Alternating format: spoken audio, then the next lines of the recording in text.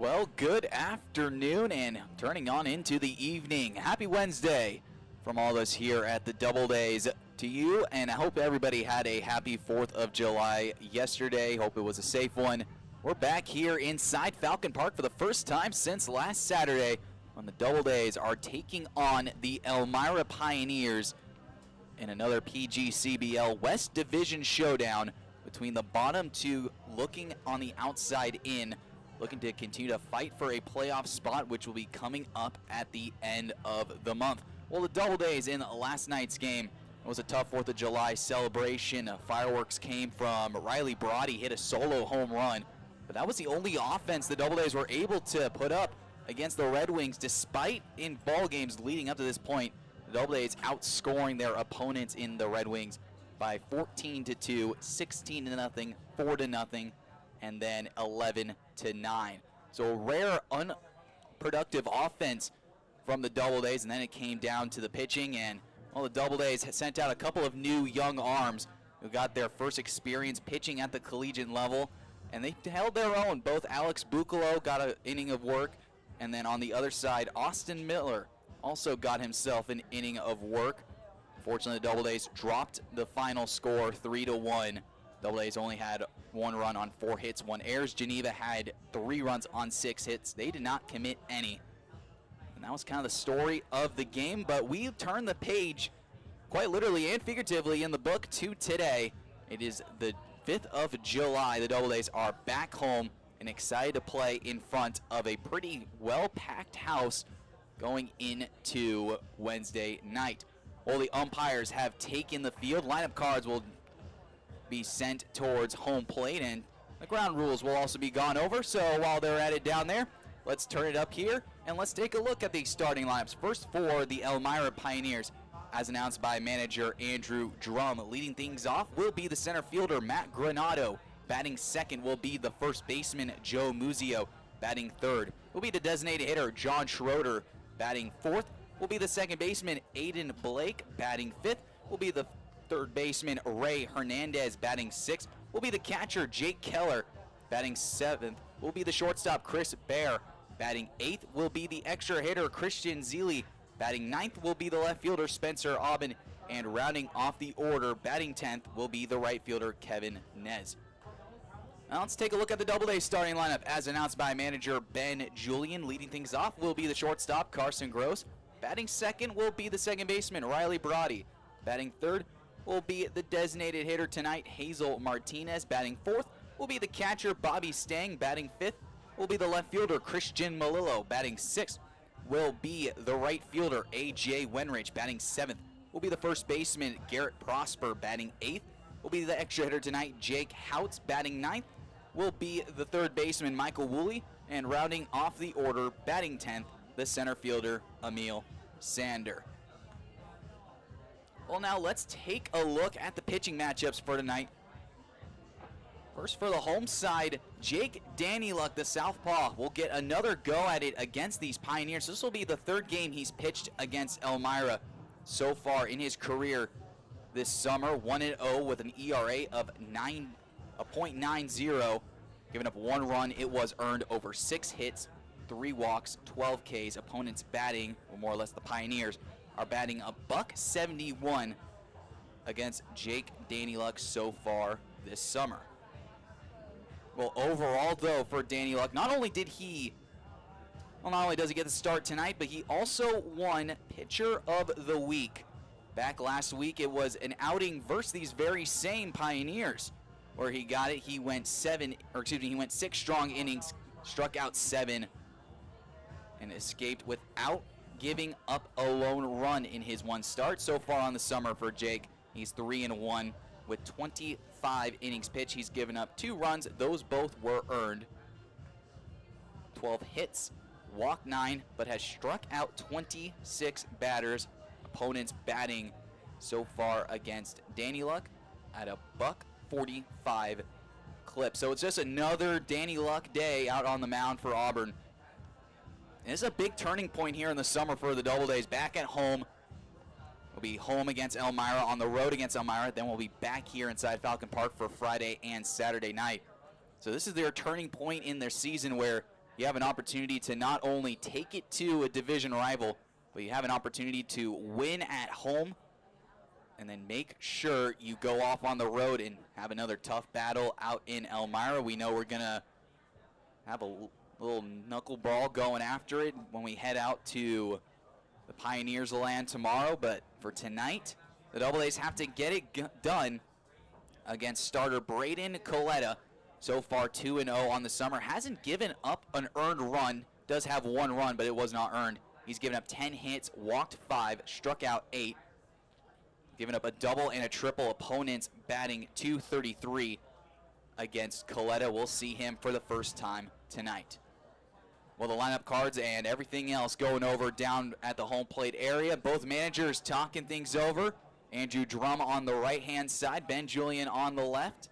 And our umpires tonight out on the field taking care of the bases will be Tom Marlin, and then behind home plate calling the balls and strikes will be John Sheedy.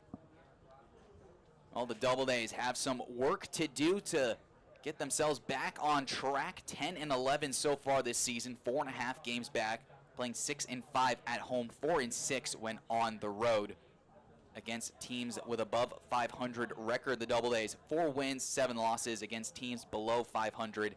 Double A's are 6-4. Well, if you want to choose your pick to click tonight, we gave you the whole starting lineup early on.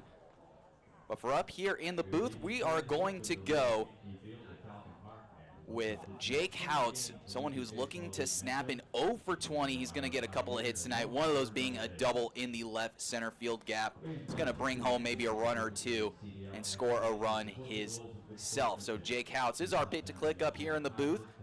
Please feel free to choose your own and listen along as the Double A's and the Pioneers will get started next here from Falcon Park on July the 5th.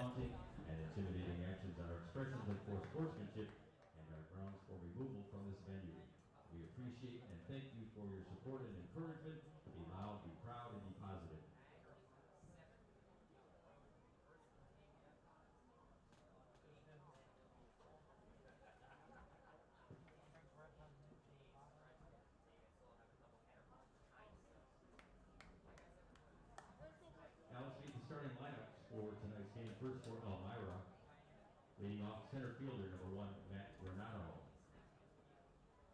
Batting second, the first baseman number 77, Joe Muzio. Batting third, the designated hitter number 10, John Schroeder. Batting fourth, second baseman number 9, Aiden Blake.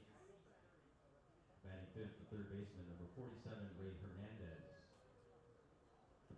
Batting sixth, catcher number 14, Jack Kelleher. Batting seventh, the shortstop, number 44, Chris Baer.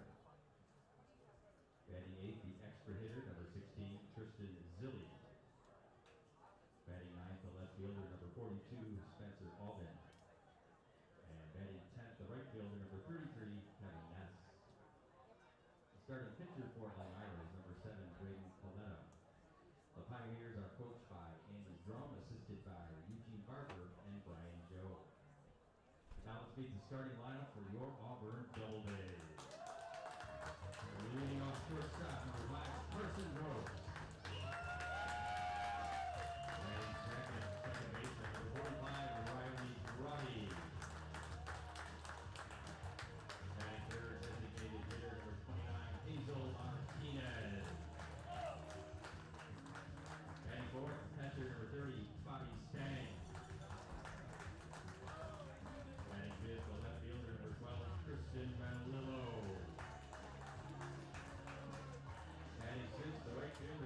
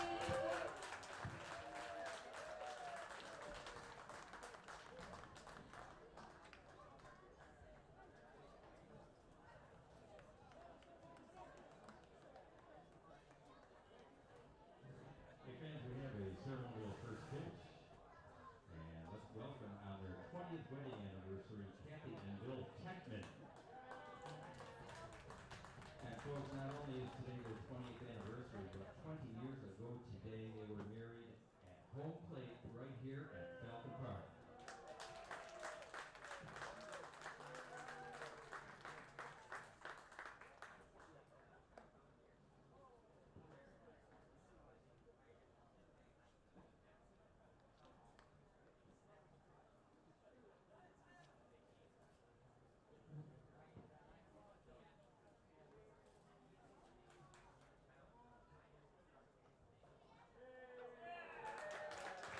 And the ceremonial first pitch has been thrown as the Doubledays take the field behind the left-hander Jake Danyluk. Let's take a look at how Auburn will line up defensively, going from left to right in the outfield. Starting in left field, Christian Malillo.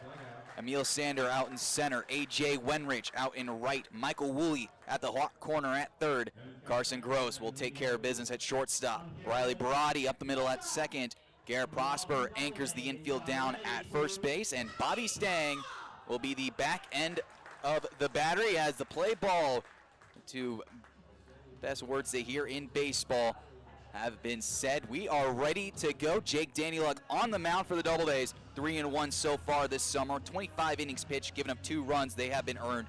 12 hits, walked 9, struck out 26. Opponents batting $145 against the Doubledays. Ace on the mound. Now let's take a look at how the Pioneers will go against him. Leading things off will be Matt Granado. Batting second will be Joe Muzio. Batting third, the designated hitter will be John Schroeder. Batting fourth will be Aiden Blake, the second baseman. Batting fifth will be the third baseman, Ray Hernandez. Batting sixth will be the catcher, Jake Keller. Batting seventh will be the shortstop, Chris Bear. Batting eighth will be the extra hitter, Christian Zeely. Batting ninth will be the left fielder, Spencer Aubin. And rounding off the order, batting 10th will be the right fielder, Kevin Nez.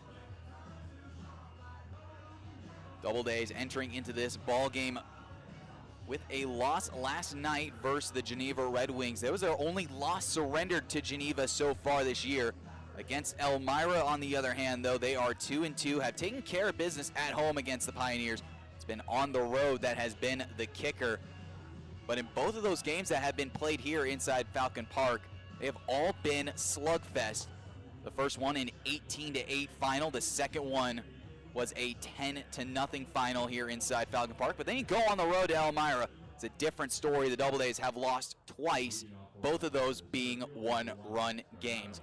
Auburn in their home whites with Doubledays scrawled across the chest diagonally from the left shoulder to the right.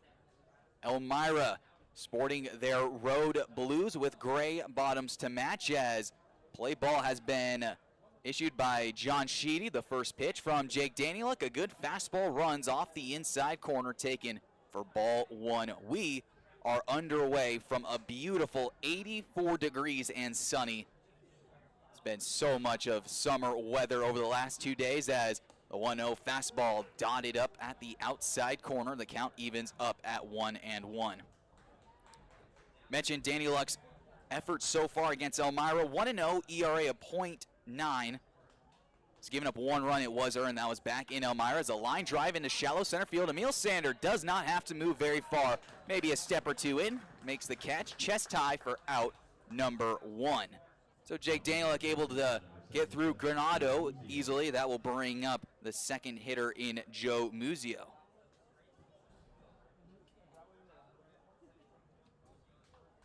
Danyluk only giving up 6 hits, 3 walks, 12 strikeouts against Elmira. They're going to have their work cut out for them tonight, as a left-hander delivers a first pitch outside for ball 1. 1 ball, no strikes. Muzio batting .261 on the summer so far. 6 for his last 23 with a double and an RBI. As Danyluk delivers a good fastball taken at the knees for a called strike 1 to even up the count at 1-1.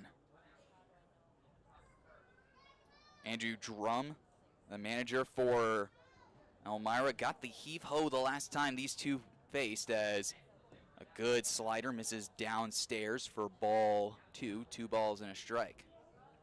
First pitch started just a tick after 7:03.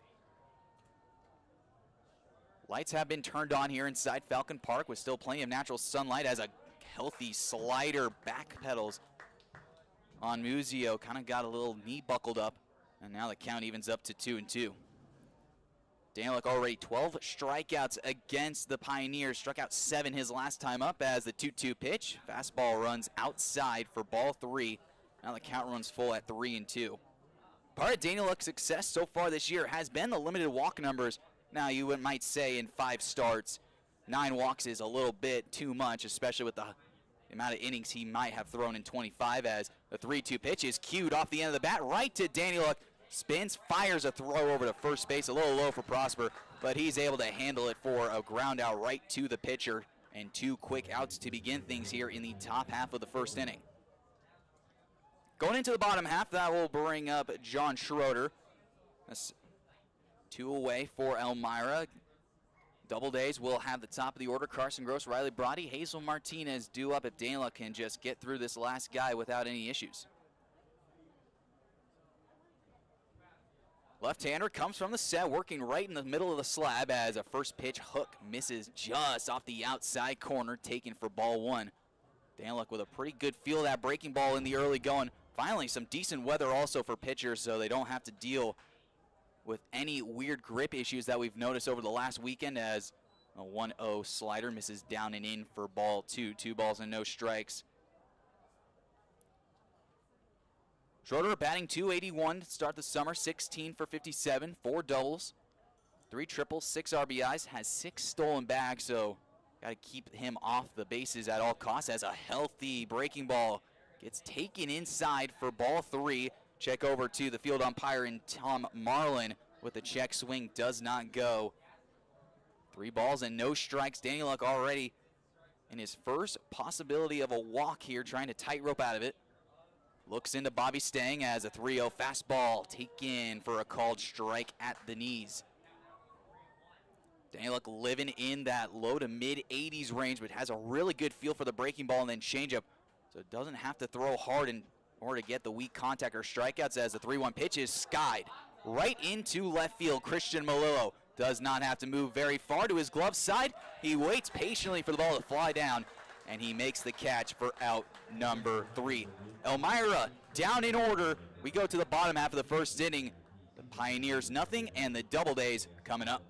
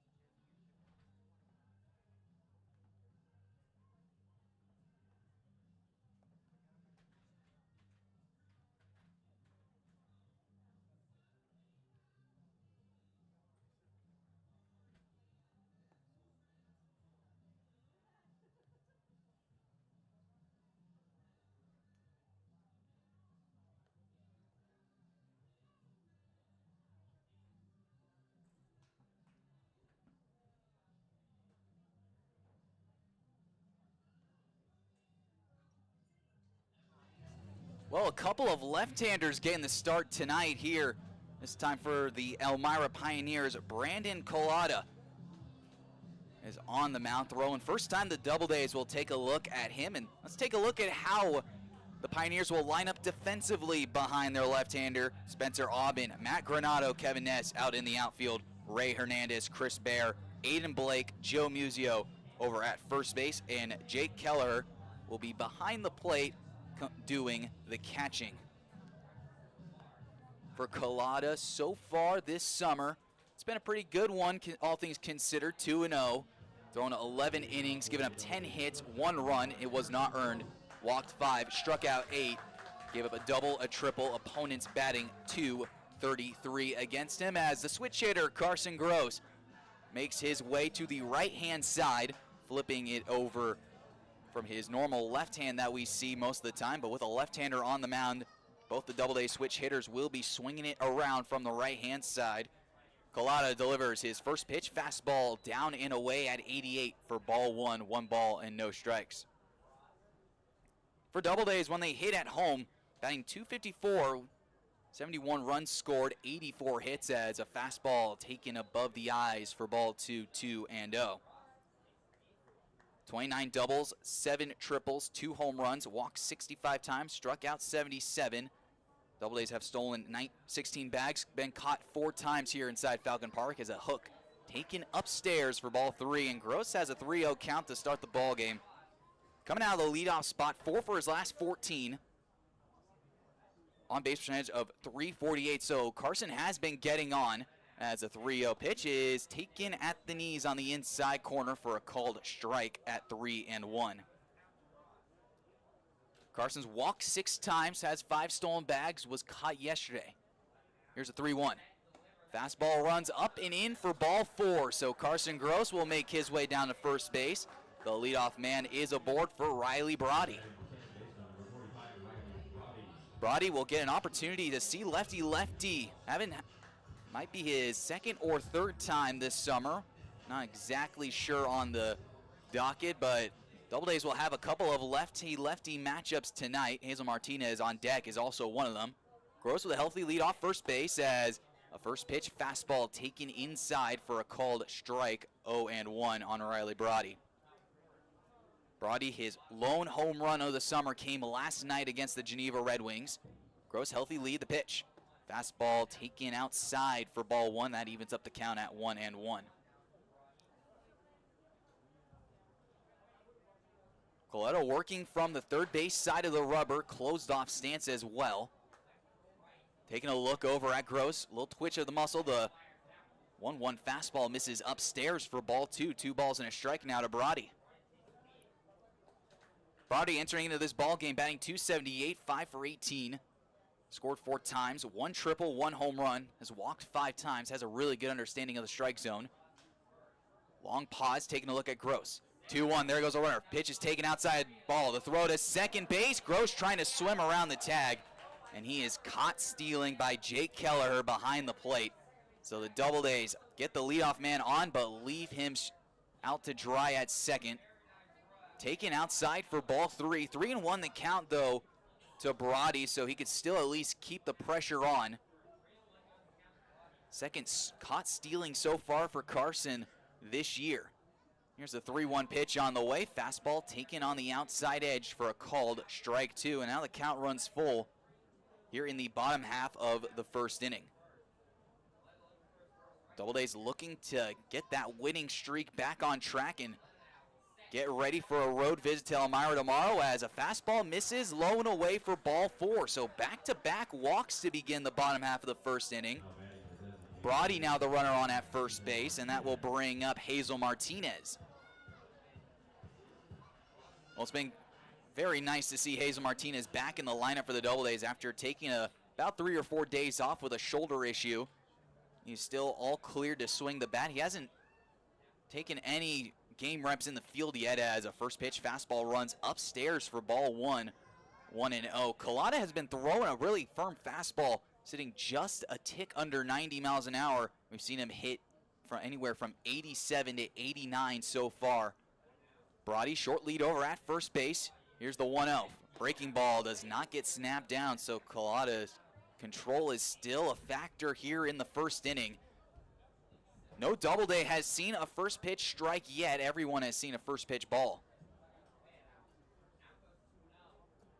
Martinez batting .319, 15 runs scored, 6 doubles, puts him in the meat of the pack. Here's the 2-0.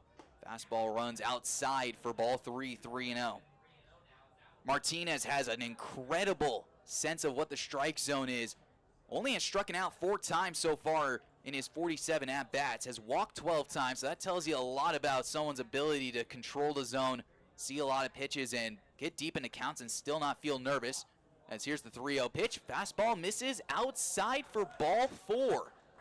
So how about 3 straight walks to begin the bottom half of the first inning?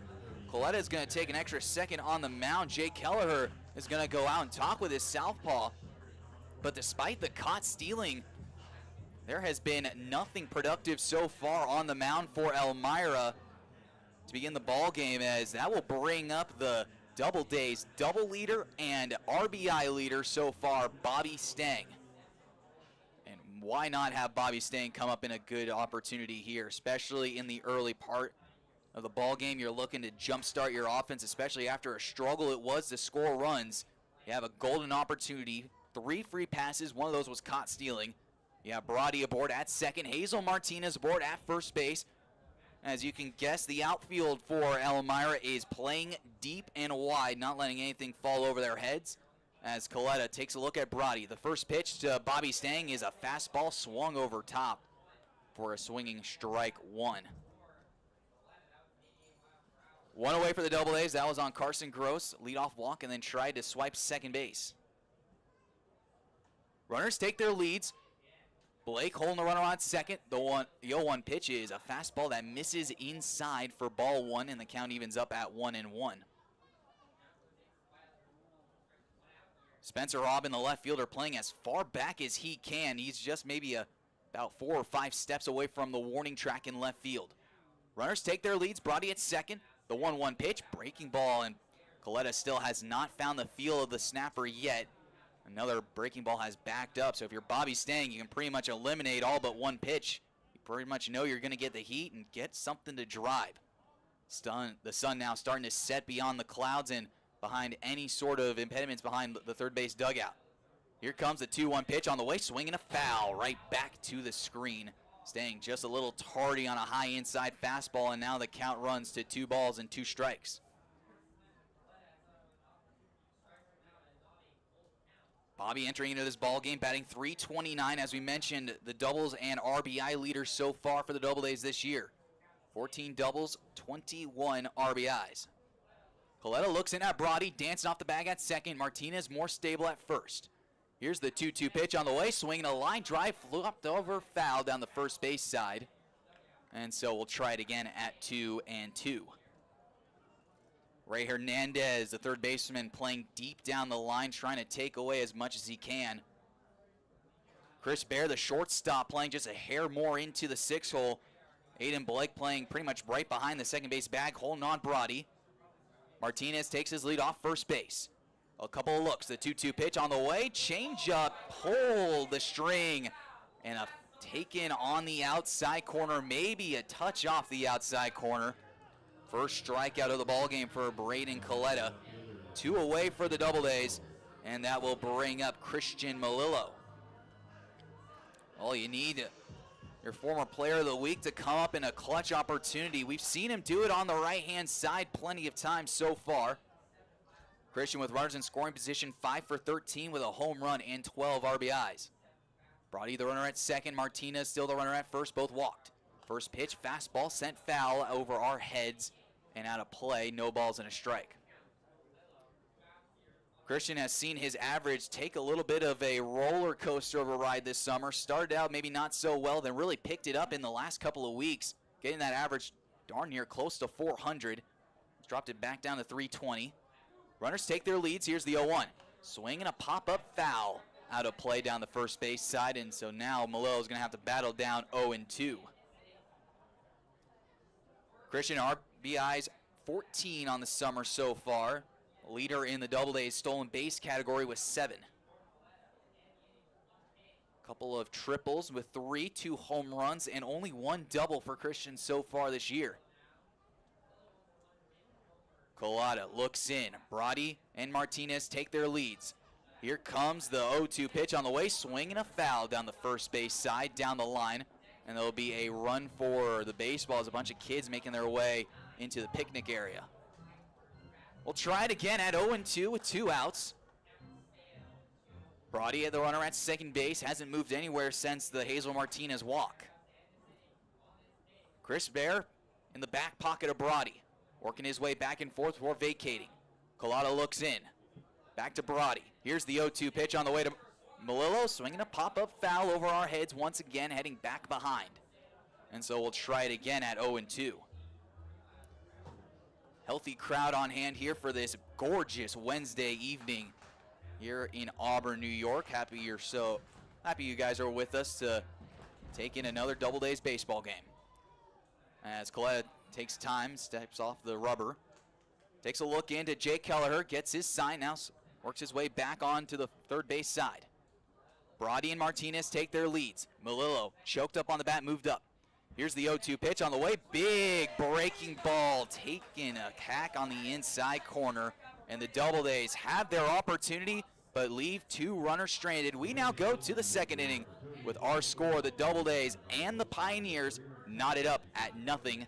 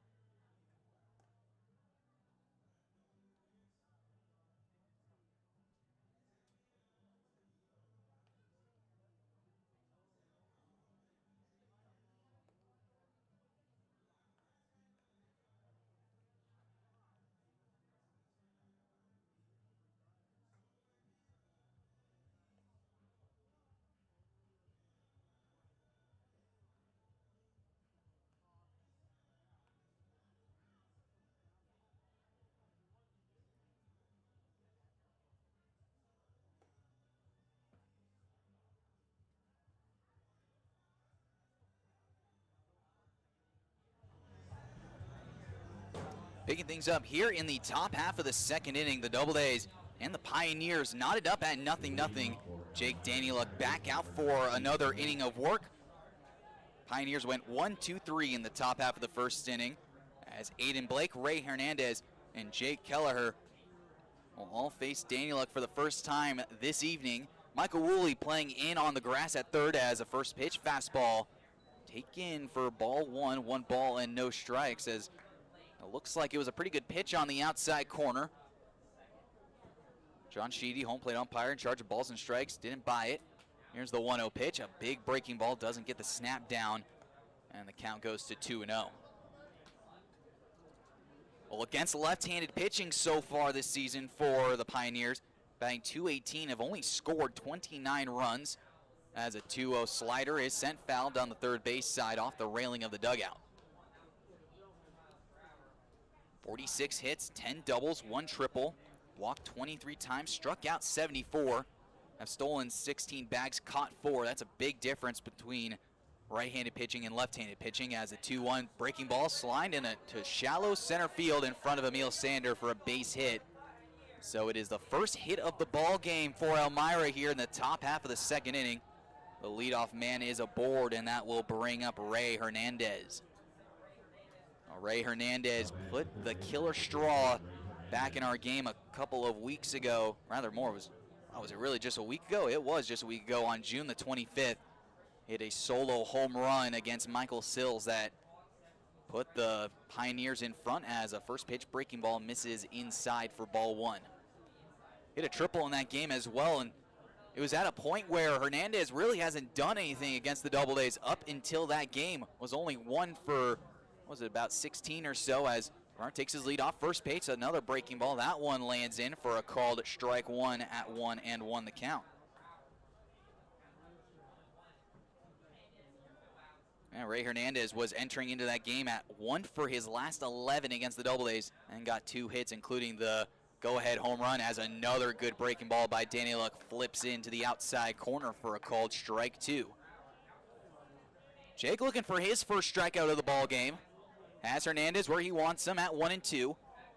Blake's shallow lead over at first base does have the oven mitt on. 3 stolen bags there. The pitch, fastball, misses low and outside for ball 2, and the count evens up at 2-2. Well, Danieluk does one of the better jobs of holding on runners for the Doubledays. Also with Bobby staying behind the plate, you have a really good arm to use as well. So if you do kind of run out of the mechanism as a 2-2, slider swung on and missed for strike 3. Ray Hernandez retired on the bender. First strikeout of the game for Danny Luck. And one away for Jake Keller. The catcher, number 14, Jack Kelleher. We were talking about Danny Luck's ability to keep runners on. Not only is he left-handed, so he does have the advantage to using the moves of a 45. He can also pause a little bit better, gets runners guessing, but he's also just not stayed in a consistent rhythm that a lot of pitchers make the mistake of doing. As the first pitch, breaking ball taken in for a called strike one. 0-1 the count to Jake Keller. Backstop tonight for the Pioneers. Batting .229, 8 for 35, 4 walks, has struck out 11 times, 1 RBI. Short lead over at first by Blake. The 0-1 fastball spiked in. Stank sends a throw to first base. Back in with a dive is Blake, just ahead of the throw and the tag by Garrett Prosper. As the sun is still shining right into the eyes of the left side of the, rather the right side of the infield, excuse me. Bradley Brody, no sunglasses on. He just keeps the shade with his hat as a line drive right up the box over the umpire of Tim Marlin into center field for a base hit. So another hit for the Pioneers. Keller gets his name on the hit sheet. Now batting the shortstop, number 44, First and second Chris go the runners with only one away. That will bring up Chris Bear. Bear, this is his first game here as a member of the Pioneers. We don't have any stats on him yet at the moment, but he's got runners at first and second with only one away against one of the best pitchers in the league. Danlick having to work out of a jam of his own as first pitch, breaking ball, sent foul over our heads, out of play. First strike one, 0-1 the count. Garrett Prosper with the shades on behind in first base, currently right behind Jake Keller, the runner. A.J. Wenrich out in right field. Looks like he's got some sunglasses on as well. And he's probably got the more toughest position to see the baseball in right now. Here's the 0-1. Swinging a line drive into right field for Wenrich, a base hit. Drum is giving the wave around. The throw will be cut off, relayed, and it is not in time. In at home with a headlong slide is Aiden Blake. And the Pioneers have their first run of the ball game. It's 1-0 on an RBI single by Chris Bear. Everyone else moves station to station with only one away. Kind of shocked to see Garrett Prosper cut that ball off. We saw Wenrich last night gun a runner down at the plate. Kind of shocked that Garrett Prosper took the throw with a relay. Might have even been just a tad bit offline, but a good breaking ball catches the outside corner for a called first strike. 0-1 on Christian Zeely. One run in here in the top half of the second, one away. Here's the 0-1 pitch on the way. Line drive into left field. Going back is Molillo, still going back, running out of room, and one hops the wall. Rounding third, heading home is Keller. He's in there to score standing up, and in at second base, Christian Zeely has a stand-up RBI double, and it is a 2-0 ball game here in the top half of the second inning. The most runs that Jake Danny Luck has given up in a game so far. And here we go in the top half of the second inning. Elmira has come out swinging with their middle part of the order, as that will bring out Bobby Stang to have a conversation with his left-hander, as that will bring up Spencer Aubin, the left fielder. number 42, Spencer Aubin. 2 runs in here as we play in the top half of the second inning. Doubleday's gonna have to do some work on the other end as Danny Luck back out on the mound. Has to now really work out of this jam. 2 runs in, 2 in scoring position as first pitch breaking ball gets waved at and missed with a little head nod from Spencer Aubin, knowing that he got a good breaking ball in the first pitch. No balls and a strike over at third base. Chris Bear, Christian Zeely, the runner at second. Danny Luck looks in. Stang sits out on the outside corner. The 0-1. Another good breaking ball waved in the dirt. Danny Luck's now just really trying to test the boundaries of that breaking ball. As Zeely, that double was the loudest contact of the game so far. No balls, 2 strikes, 1 away. Runners take their leads at second and third. Danny Luck looks in. The 0-2. Taken for a called third strike. Second strikeout of the game for Danny Luck. Paints an outside fastball right on the black for strike 3. So 2 outs here now in the top half of the inning, and that will bring up the 10-hitter in Kevin Nez.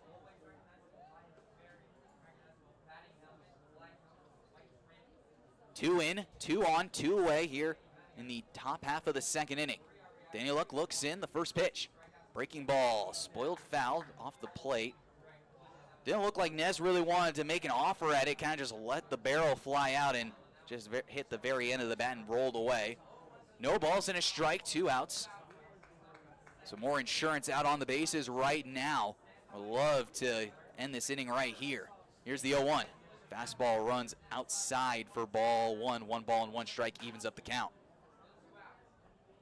Double A's outfield with Christian Malillo playing medium depth left field.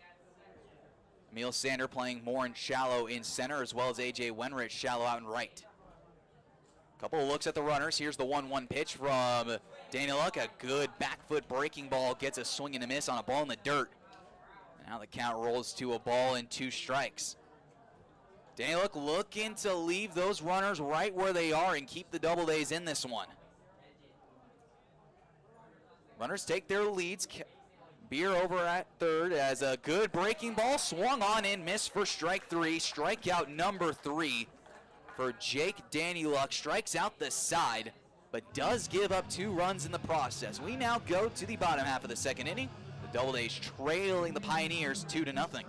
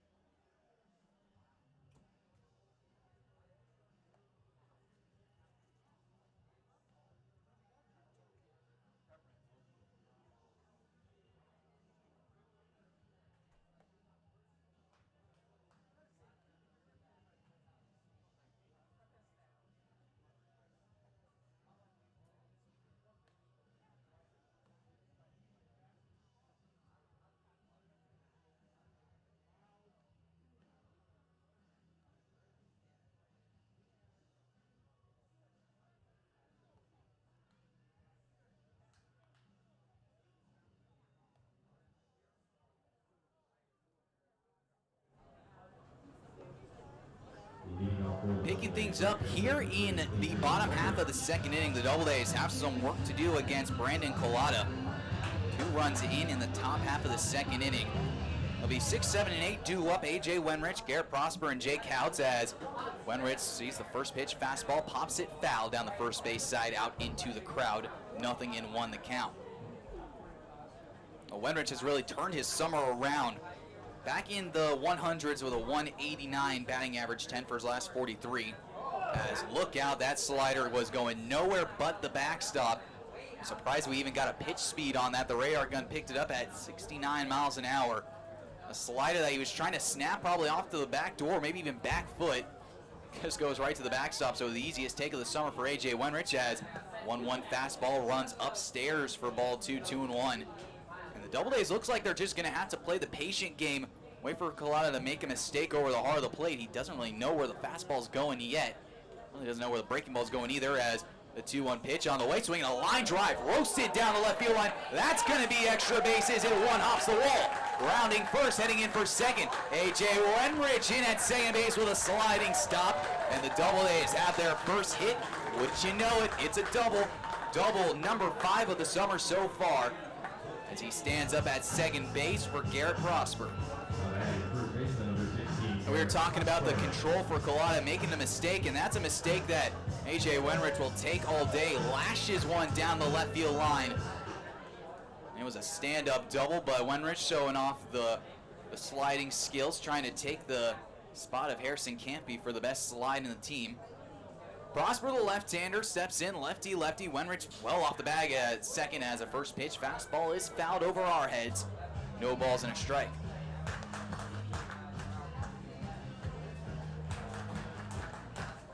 No No balls and a strike. Prosper entering into this ball game, batting .250, 13 for 52. Looking for RBI number 12. That could be out at second base. Couple of looks from Coletta. Hasn't come set. Here's the 0-1.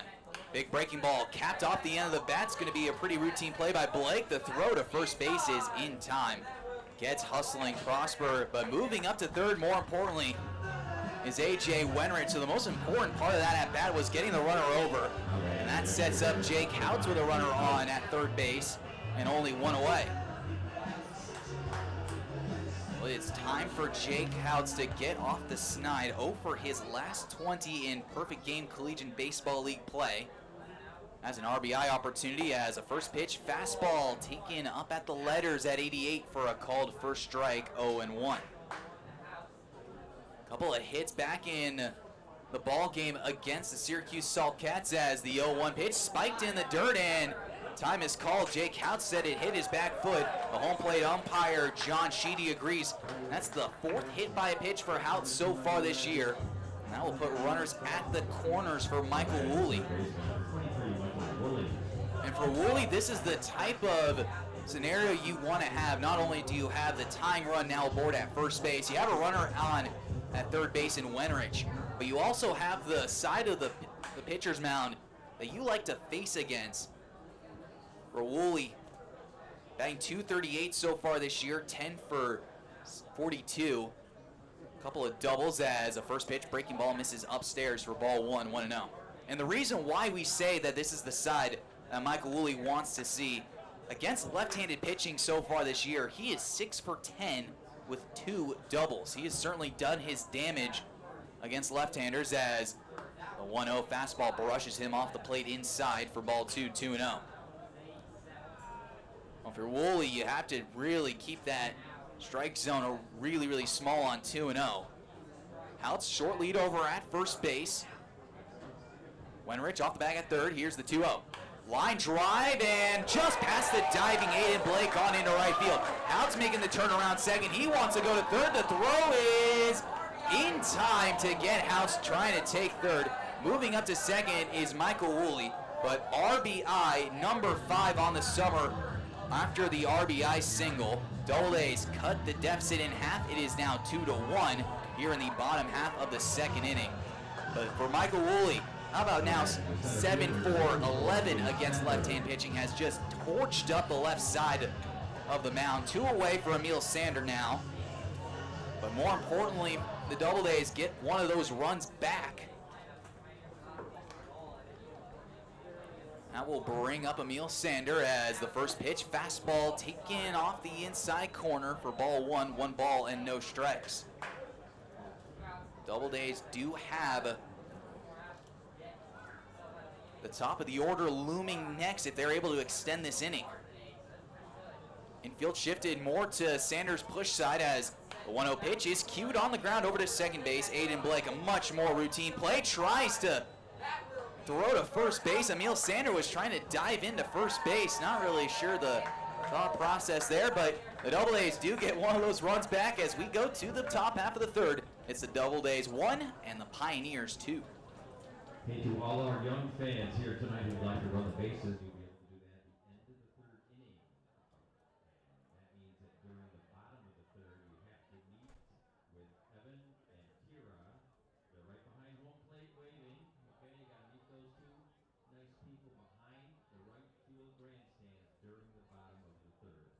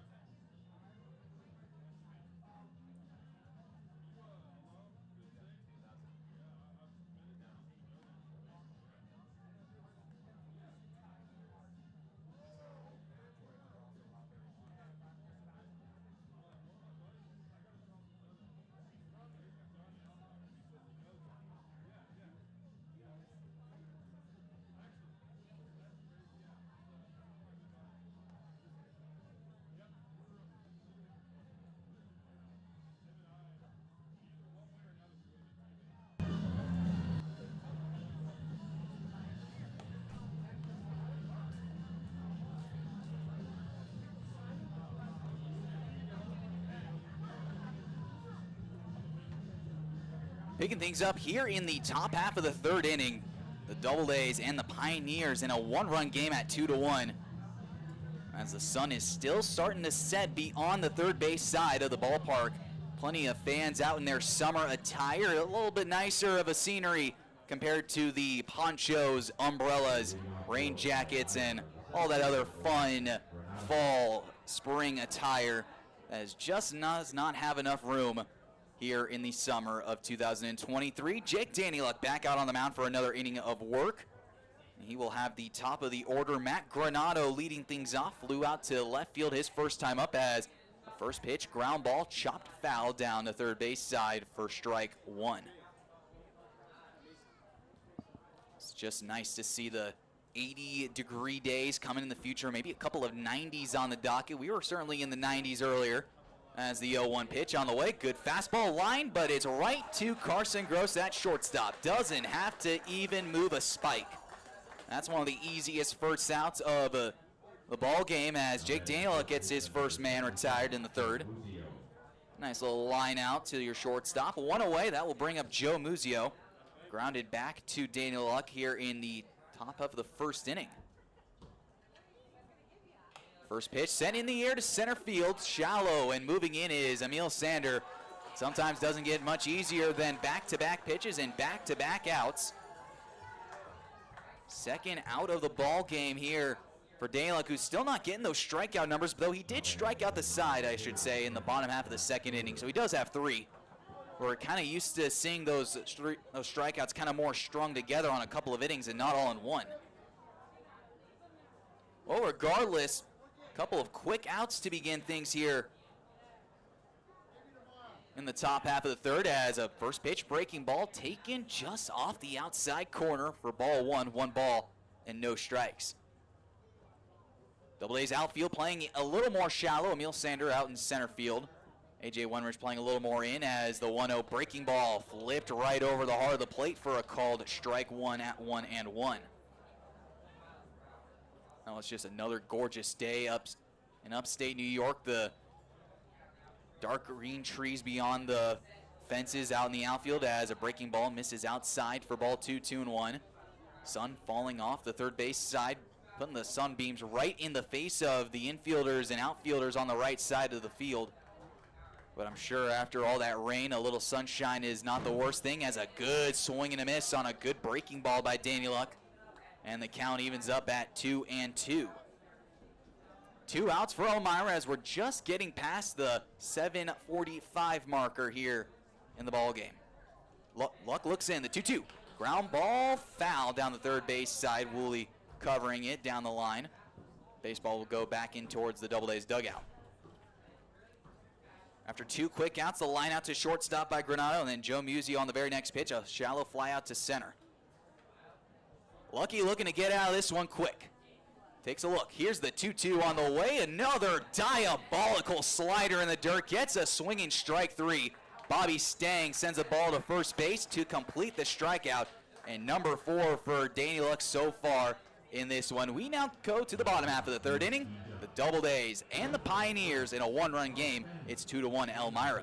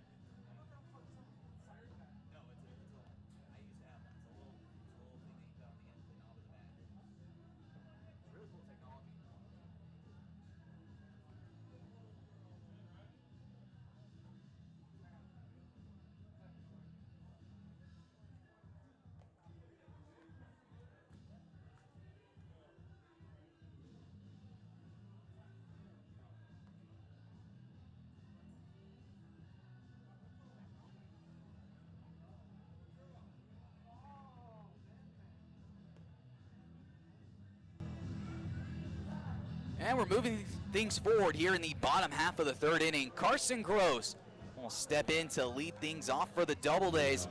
Auburn has the top of the order. Carson Gross, Riley Brody, and Hazel Martinez due up, trying to get to Braden Coletta. He's had a lot of control issues so far, but does have a couple of strikeouts on the day. As Carson Gross will step in, the first pitch, fastball runs up and away for ball one, 1-0. Carson looking for his first official at-bat. He walked his last time up. Here comes the 1-0 pitch on the way. Another fastball runs up and away for ball 2, 2-0. Well, for the Doubledays against left-handed pitching, they certainly have done and made their money against right-handers, but left-handers certainly been a little bit more of a troublesome. Team average of 216 with 33 hits, only scored 26 runs, as another fastball that time catches the top part of the outside corner for a called strike at 2-1. Doubledays 33 hits, 26 runs, 7 doubles, no triples. They have not hit a home run against left-handers this year, as a fastball misses upstairs for ball 3, 3-1. Walked 31 times, struck out 39. On base percentage of a 371, a 261 slugging, and a 633 OPS, as a 3-1 fastball sent foul back to the screen. Gross just late on a good fastball on the inside corner. Now it's a battle down 3-2. As we mentioned, Coletta having troubles with the breaking ball back in the last inning, has only gone to the heat so far against Carson. From the windup, looks in. Here comes the 3-2 on the way. Swing a line drive, roasted foul down the left field line in towards the bullpen. Michael Sills had his head on a swivel, or he would have eaten 108 seams.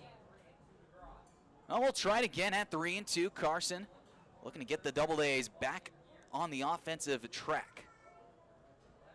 Coletta looks in. Here comes the 3-2 on the way. Fastball taken for a called third strike on the outside corner. Make that strikeout number 3 so far in the ball game. First one looking for Brandon Coletta so far today. One away, and that will bring up Riley Brody. Brody also looking for his first official at-bat. He walked his last time up. Here's the first pitch. Fastball misses upstairs for ball 1, 1-0. Seen the rest of the Elmira bench. Everyone hanging up on the railing, as well as the Doubledays side, as a 1-0 fastball painted off the outside corner. Looked a little close, but broke off towards the other batter's box right at the last moment. So Brody in a 2-0 count, still in the driver's seat. But we said that with Gross's last at-bat, and then Coletta just came back down 3-0 and punched him out on 3 straight strikes. Here comes the 2-0 pitch on the way. Brody goes chasing up in the zone, off with the mask color, running out of room towards the netting, and he's there to make the catch right in front of the stands and the dugout railing down the first base side. So Brody pops out foul about 40 feet behind him. 2 away, and that will bring up Hazel Martinez. Tough look for the Doubledays after having Coletta go 3-0 to Carson Gross and then 2-0 to Brody. Comes back both at bats and still is able to get the out, as the first pitch fastball taken for a called strike, low and away on Hazel Martinez, and the count is 0-1. Doubledays 1 run on 2 hits. The 0-1 breaking ball looped up towards the helmet of Martinez. Easy take for him. 1 ball, 1 strike here for Hazel Martinez in the bottom half of the third. Here's the pitch on the way, swinging a pop-up foul out of play down the third base side, and now Martinez has to battle back down 1-2. Very healthy crowd on hand still. A couple of people still trying to find their seats, but other than that, this is a 300 or so person crowd on hand. Here's the 1-2 pitch on the way. Fastball, ooh, taken up and away for strike 3. John Sheedy might have expanded the upstairs quadrant of the strike zone, maybe even outside. Hazel Martinez, like we mentioned, doesn't strike out a lot. Takes the walk back to the bench on the third base side. We now go to the top half of the 4th inning. The Doubledays and the Pioneers still knotted up in a 1-run ball game at 2-1.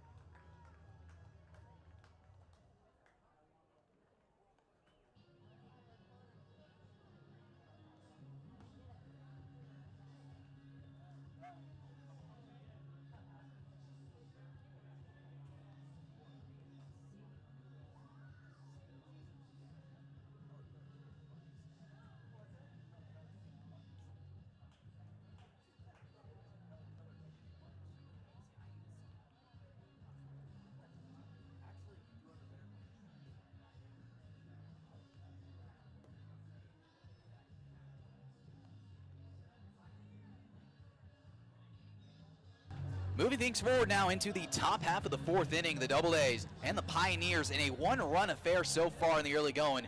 2-1 in favor of Elmira as Aiden Blake, Ray Hernandez, and Jake Keller, 4, 5, and 6 due up in order for the Pioneers against Jake Danyluk.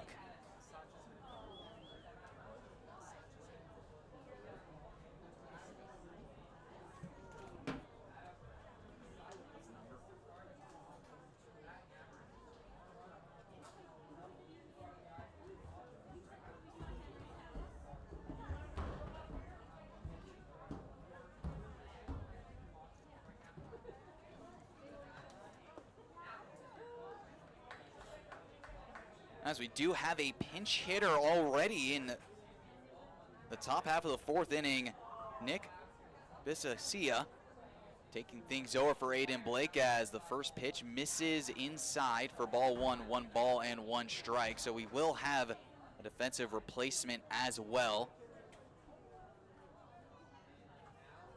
As Danyluk looks in, here comes the 1-1 pitch on the way. Breaking ball misses in the dirt for ball 2. 2 balls and a strike now.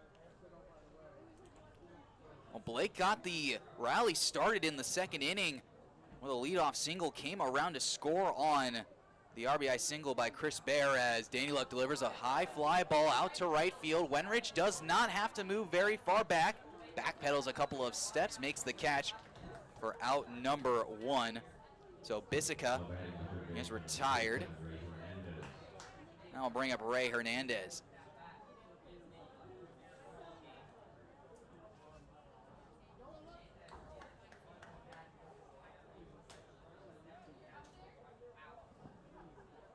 Danyluk looking to get through the rest of this Elmira offense as a first pitch fastball spoiled foul into the glove of Bobby Stang for a swinging strike, 0-1. Well, Hernandez was the first strikeout victim in a strikeout the side second inning that did see 2 runs come in on 4 hits. So a little up and down inning for Danyluk as just a nasty slider off the outside corner. More of a curveball, I should say. Gets a swinging strike too. Not many emotions other than, wow, we just saw that swing. No balls, 2 strikes. Here it comes again, and just a carbon copy of the last breaking ball. This time Hernandez holds it back for ball 1, 1 ball and 2 strikes. Hernandez looking to avoid his second strikeout. Danyluk looking for number 5. Comes set, working from the middle part of the rubber. Here's the 1-2 on the way. Line drive down the right field line. That is going to be down into the corner. Wenrich digs it out of the corner. Moving into second base, Ray Hernandez has a standing double. And another runner in scoring position here in the top half of the fourth inning with 1 away. And that will bring up Jake Keller. Well, see, that's what happens when you try to get a little crafty on that breaking ball on the outside corner. You try to double it up on the outside. You don't get the swing and miss. And then as soon as you take your bets on the inside corner, Hernandez pokes one down the right field line. So that'll bring up Jake Keller. He's 1 for 1 with a single and a run scored as there's a good curveball taken for a called strike as Keller is going to have a little bit of a gripe with home plate umpire John Sheedy. And it's been consistent, at least as long as it's going to be about a ball outside. You can live with it as long as you stay consistent. Here's the 0-1 pitch on the way. Swinging a ground ball over to Woolley at third. Watches Hernandez back to second. Throw off to first base is in time to get Keller by a couple of steps, 2 away. And that will bring up Chris Bear. And Woolley does exactly what you need to do at third base. Gets a routine ground ball. Sees Hernandez. He's not going anywhere at second base. Just makes him commit back to the second base bag. And you know your runner in Keller, or the catcher, isn't going to be running too well down the line. Woolley has a strong throwing arm anyway, so you're not really worried about him not getting the ball over to first base as a first pitch taken inside, ball 1 to Bear with an RBI single back his last time up. Was left stranded on at third base in the bottom half of the, or rather the top half of the second, excuse me. Danyluk looks in, the 1-0. Floater of a breaking ball. Ooh, don't really know where that one quite missed. Looks like it just missed a little low. 2 balls, no strikes. Hernandez, the runner, at second base. Not a speed threat. Outfield has pretty good arms anyways. Red lights in left and right field. Couple of looks. Here's the 2-0. Breaking ball, kicks on in, and it's through past the diving Gross into center field. Sanders up with the ball. The throw in is not in time. The throw to second base, trying to get the runner, and Barry is out at second base. So it is a run-scoring single that gets the Pioneers that extra run back. It is a 2-run game at 3-1. But Barris cut down, trying to get an extra bag at second base. We now go to the bottom half of the 4th inning. Auburn needs to get something rolling offensively. They are down 2.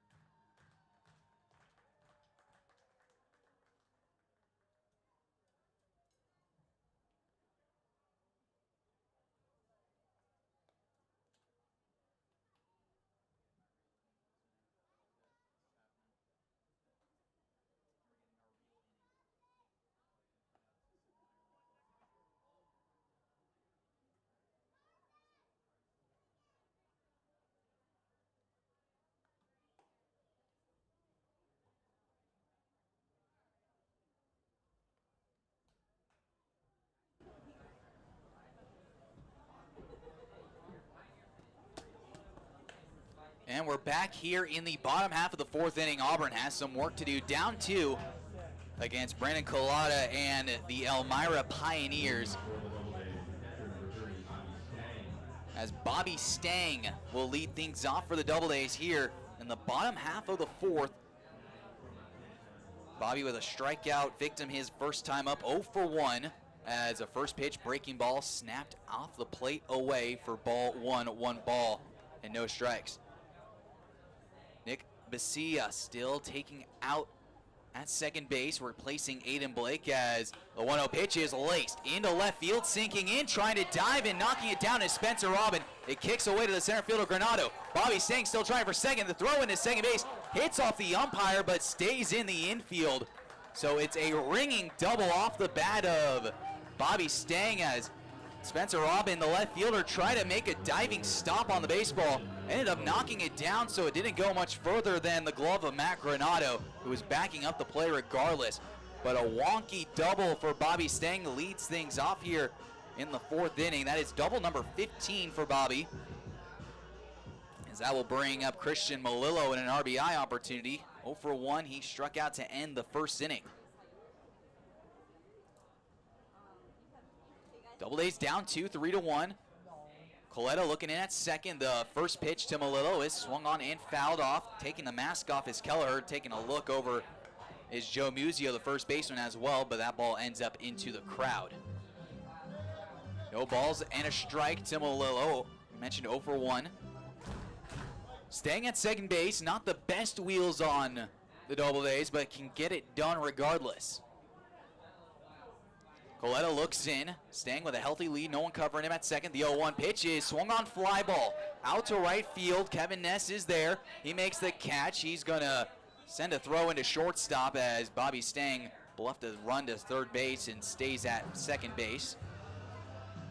So 1 away now, and that will bring up A.J. Wenrich. He had a double in the 2nd inning. He later came around to score on the RBI single by Michael Woolley.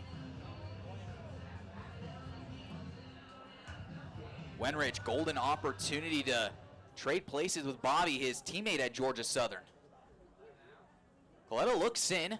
Bobby, healthy lead off second base. No one in the vicinity as first pitch breaking ball snapped off the plate away for ball 1. 1 ball and no strikes. So Coletta still has yet to find the feel of that good breaking ball yet. Stank slowly making his way off second base as Coletta takes his step off the mound before working his way back onto the rubber. Wenrich with a high stance at the plate. Bobby Stank dancing off the bag at second. Here comes the 1-0 pitch on the way. Jammed a fastball inside on the kitchen of Wenrich. Couldn't get the barrel out in front, so it's just a foul ball off the screen. 1-1, the count evens up. Doubledays will play off in Elmira tomorrow for July the 6th. And it's back here at Falcon Park for the 7th and the 8th against the Geneva Red Wings. Bobby working off second, the 1-1 pitch in the dirt, gets away from the catcher. Keller throws off the mask, but moving up into third base now is Bobby Stang. So now all it takes is a deep fly ball or a ground ball up the middle, and the Doubledays should get that run back. It is only 3-1 our score as we play in the bottom half of the 4th inning. Mentioned the Doubledays have pretty much mercy ruled, well, they actually have mercy ruled the Pioneers in both of their previous ball games here inside Falcon Park, an 18-8 victory and a 10-0 victory. The 2-1 on the way, slider, that one catches the outside corner for a called strike 2. Count evens up at 2-2. One away for Wenrich, looking to get that run in. Here comes a 2-2 on the way, swinging a line drive, hooking, and hooking foul down the left field line. Just got ahead of a good fastball low. Wenrich just could not stay back enough, was able to try and drive it down the line just like he did with his double. 2 balls, 2 strikes, 1 away. Coletta looks in, comes set. Stang, healthy lead off third base. Here's the 2-2 on the way. Breaking ball swung on and missed. Wenrich couldn't catch up to the slider at the top of the zone. Gets the swinging strikeout, and that will bring 2 away for Garrett Prosper, who's got to find a way to get it done. Doubledays were given a gift with a leadoff double. Bobby Stang moves up to 90 feet, but is still left stranded with 2 away for Prosper. That was strikeout number 5 of the ball game so far, as now Coletta is able to find the breaking ball. That one taken for a call strike. Ben Julian making his way towards John Sheedy, the home plate umpire. Doesn't like the call on the upstairs breaking ball. No balls and a strike, 2 away to Prosper. Ground out victim his last time up, as the 0-1 fastball cut on and miss for a swinging strike 2. No balls, 2 strikes, 2 away. Bobby Stang, the runner at third base. Prosper, the hitter. 7 for 17 with 11 RBIs with runners in scoring position. Here comes the 0-2 on the way. Fastball, ooh, taken just off the outside corner. Half of the Elmira defense was starting to make their way towards the dugout. Jay Keller getting the information from the home plate umpire. It was just a bit outside. Maybe just a little too close. Prosper, high hands, battling 1 and 2. Staying with his lead off third base. Here comes the pitch on the way. Swing and a miss. A fastball runs above the hands for strikeout number 6.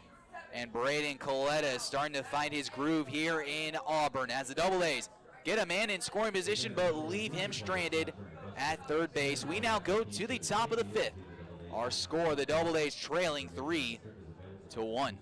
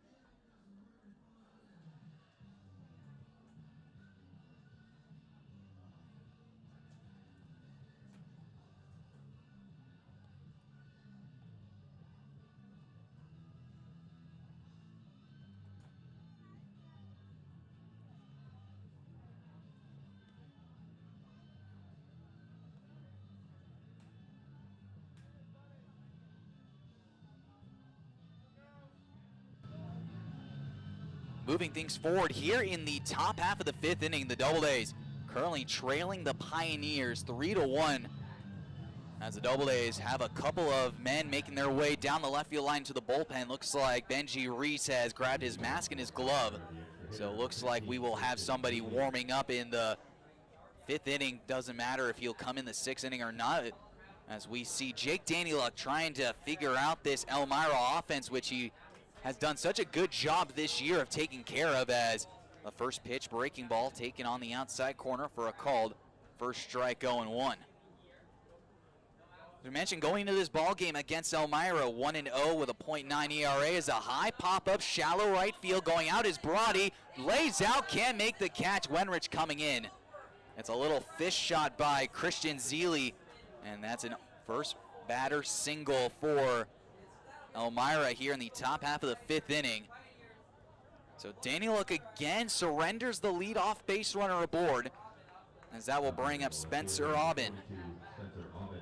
Aubin 0 for 1, a strikeout victim his last time up. Doubledays have the middle infielders pinched with Brody hanging out just a little bit closer towards the second base bag. Gross playing a little more in the deeper 6 hole, as a first pitch fastball runs above the hands for ball 1 ball and no strikes. Any way you can find a way to get out of this inning and then get back to the bats and figure out this Elmira pitching staff. Here's the 1-0. Breaking ball taken upstairs for ball 2-0, and now Danyluk's going to have to bring a quality pitch now to the equation. Action stirring in the Elmira bullpen as well, but nobody has gone up to stretch or throw yet. Here's the 2-0 pitch on the way. There's a good breaking ball taken on the inside corner for a called strike 1 at 2-1 the count.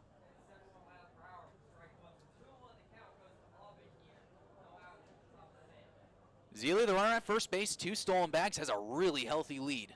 Here's the 2-1. Swinging a high fly ball into shallow right center field. Wenrich has a better jump on this one. He comes in to make the catch. Brody was going out. Wenrich called the ball pretty much immediately as soon as it hit its apex. So Brody was able to clear away and let Wenrich go for the baseball. There's out number 1 on the fly out. Aubin 0 for 2 so far. As that will bring up Kevin Noss. Noss 4 for his last 21, a .90 average, 3 RBIs, walked 3 times, has struck out 6. Danyluk looks in. Runner at first base. 1 away, the first pitch. Swinging another pop-up, first base side. Prosper in flight, moving over, running out of room towards the wall, but ends up slamming on the brakes as the baseball lands into the crowd. No balls and a strike with 1 away. Christian Zeile, the leadoff single. He's aboard at first base. Aubin popped out to right field and brings us to 1 away here in the 5th. Danyluk looks in. There goes the runner. Pitch is taken low for a ball to throw to second base. Skips in. Body's tag is not in time. Stolen base number 3 so far in the summer for Christian Zeile. And he's in scoring position now with only 1 away. Well, there goes your double play opportunity. That's 3 RBIs with another runner aboard at second. 1 ball, 1 strike, 1 away. Danyluk, couple looks at second, the 1-1. Breaking ball taken just a bit low for ball 2, 2-1. 4th of July weekend, or more of the week here on Wednesday. Hope everyone enjoyed their off day and had fun with the family, fireworks, barbecues, whatnot, as fastball misses down low for ball 3, 3-1 now the count. Danyluk trying to get himself back into a groove on the mound, and it looks like Devin McWaters as the right-hander getting loose for the Doubledays in the bullpen. Danyluk back on the mound, looks into Steng, gets his sign. Healthy lead at second by Zeile. Brody working in, now backs away. The 3-1.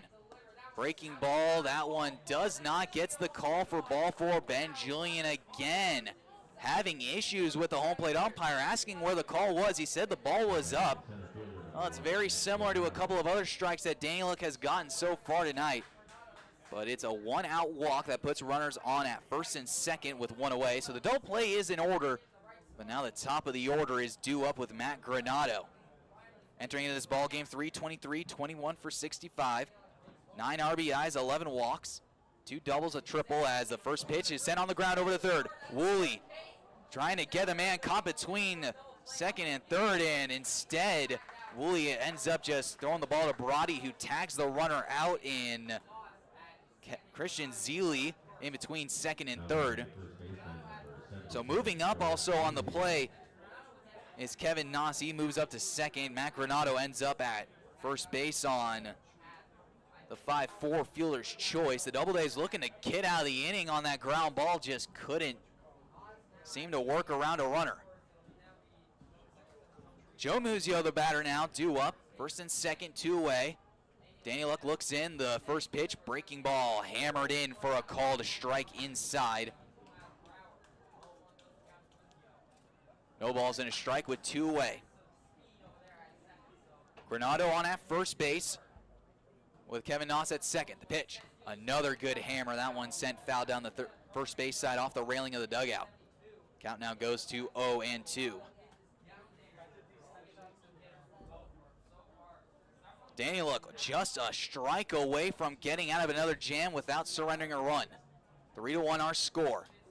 Runners dancing off the bags. Danny Luck looks in. Here's the 0-2 pitch on the way. Breaking ball just misses the arm. Raising up from Joe Muzio, trying to get a hit by a pitch. Danny Luck might be his last batter. At least this is definitely going to be his last inning of work. Mac Waters still getting loose in the bullpen for the Doubledays. He won't be ready yet. Here's the 1-2. Fastball runs off the plate away for ball 2, and now the count runs even at 2-2. Looks like a right-hander has gone loose in the bullpen for the Pioneers as well. Muzio in the left-hand batter's box, waving his bat with a healthy bend of the knees. Runners at first and second, dancing. The 2-2 pitch on the way, swinging a high pop-up. First base side, Garrett Prosper in foul territory, waiting for this baseball to dance back down into the first base coach's box. He's there to make the catch, and Jake Danny Luck escapes another jam as we now go to the bottom half of the 5th inning. The Doubledays trail the Pioneers 3-1.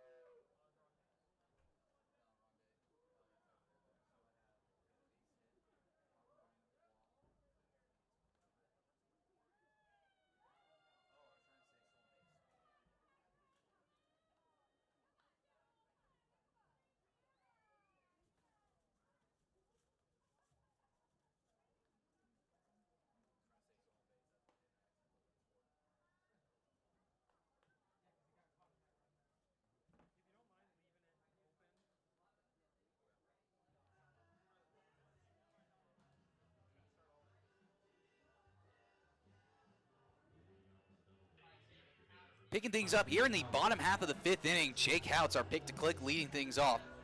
Looking for his first official at-bat, was hit by a pitch back in the bottom half of the 2nd inning as a first pitch fastball misses upstairs or inside for ball 1. Gets a palms up from Braden Coletta on the mound. Must have missed upstairs as the 1-0 pitch is cued off the handle over to second base. Houts really moving down the first base line. The throw to first base is in time by newly entered second baseman Nick Becerra. 1 away here for the Doubledays in the bottom half of the 5th inning. That will bring up Michael Woolley. Houts just got jammed on an inside fastball, something running in on his kitchen, just couldn't get the barrel of the bat to it, and just fisted the baseball just past the mound. Woolley 1-for-1 with an RBI single as he grounds one right to second base, finding the busy Bisaccia. The throw over to first base is in time for out number 2. So the Doubledays back-to-back pitches have back-to-back outs, and now Emil Sander will have to really work to get this inning back under control for the Doubledays. Now bringing up Emil Sander. 0-for-1 with a ground out to second his last time up as the left-hander deals the first pitch. Fastball misses upstairs for ball 1. 1 ball and no strikes. Looks like Devin McWaters will come out of the bullpen for the Doubledays as Sanders squares around and then throws the bunt back, and it's taken upstairs for a ball 2-0 as home plate umpire John Sheedy looks like he got a little more of the brunt of the baseball. Catcher Jake Kelleher tried to get any part of the baseball, but it ended up hitting off the tip of his glove and off the shoulder as now we're going to get a confirmation from the field umpire Tom Marlin if Sander went around. He does not. 2 balls, no strikes, 2 away. Sander trying to keep this Doubledays line moving as the 2-0 pitch. Fastball runs outside for ball 3. 3 balls and no strikes now. Well, this is the control issue from Coletta that got him in a lot of trouble early on. A right-hander has gone up to throw in the bullpen for the Pioneers. Here's 3-0. That fastball dots the outside edge for a call to strike at 3-1. Still a very healthy crowd on hand. Everyone in short sleeve t-shirts, trading away their rain jackets that they had last week. Here comes the 3-1 on the way. Fastball runs outside for ball 4. So Emil Sander is able to keep the inning going for the Doubledays. Speed is aboard at first base. That's now the top of the order is due up to face Coletta for a 3rd time. Now bring up Carson Gross. 0-for-1, a strikeout and a walk. He was also caught stealing back in the 1st. Sanders with a healthy lead over at first base. Coletta looks in. Here comes the first pitch to Gross. Fastball misses outside for ball 1. 1 ball and no strikes. Carson was entering into this ball game batting .271, 16 for 59. Looks in, here's the 1-0 from Coletta. Fastball upstairs for ball 1. Kelleher thought about sending a snap throw over to first base. Sander was back in standing. 2 balls, no strikes to the leadoff man, Gross.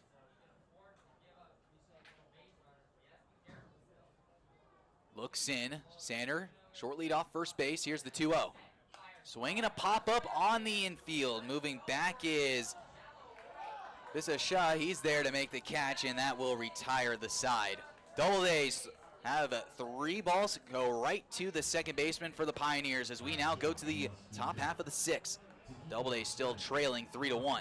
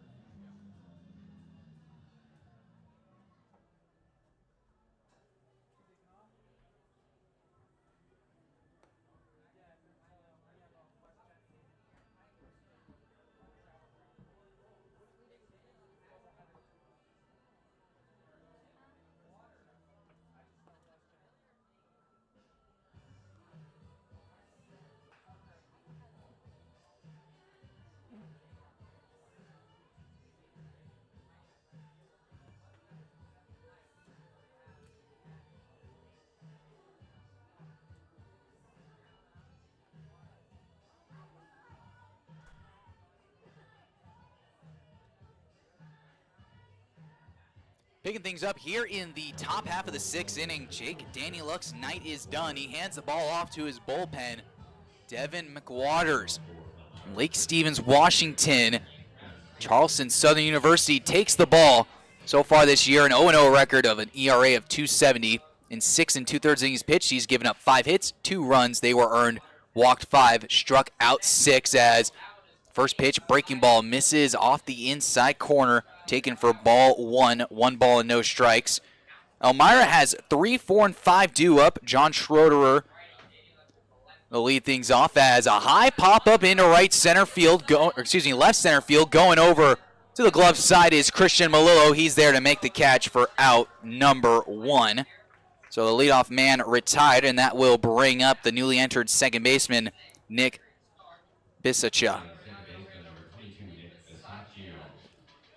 Check that, Nick Bisaccia.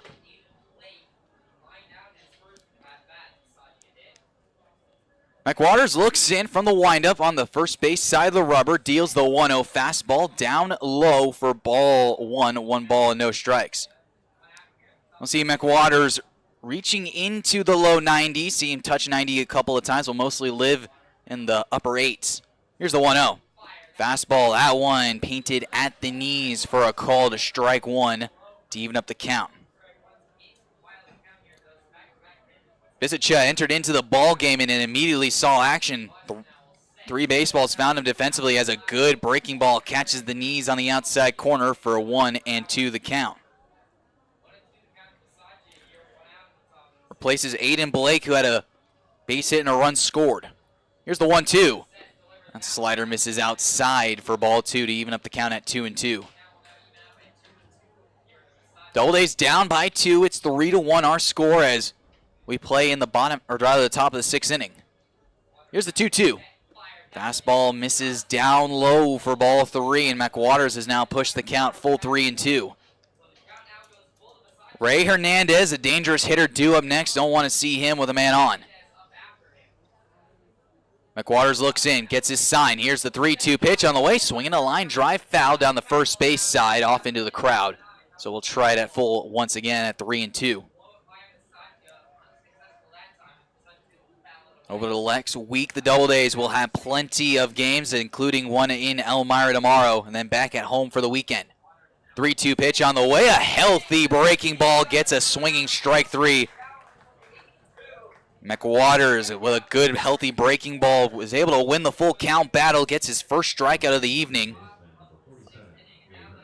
And that will bring up Ray Hernandez.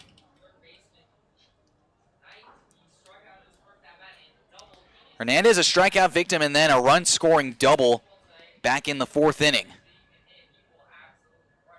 Here comes the first pitch from McWaters. A healthy breaking ball taken on the outside corner. Has a really good break on it. Hernandez had the bat on his shoulder the entire time. McWaters, here comes the 0-1. Fastball sent on the ground over to second base. Riley Brody moves over glove side, ranges into the deep hole, sends a throw over to first base to Garrett Prosper to end the inning. Doubledays, they need some work to do. They are down 2 runs, just about to enter the back third of this ball game. It's a 3-1 game, bottom of the 6th.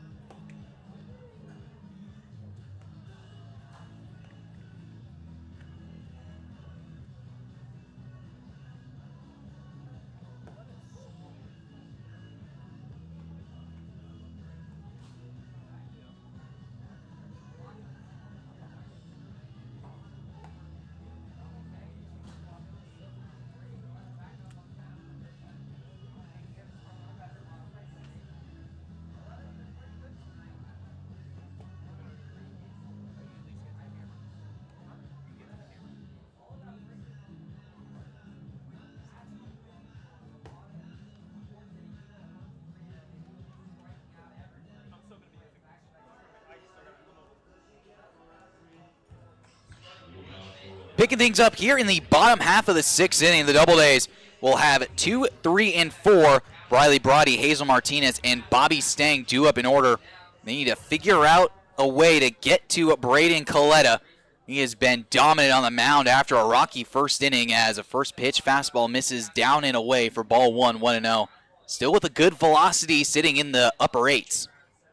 Lefty-lefty battle between Brody and Coletta as the 1-0 fastball that time catches the outside corner for a called strike to even up the count at 1-1. Brody 0 for 1 with a walk and then a pop out.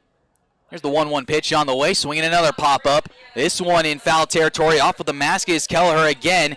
He dances with the baseball and makes the catch behind home plate.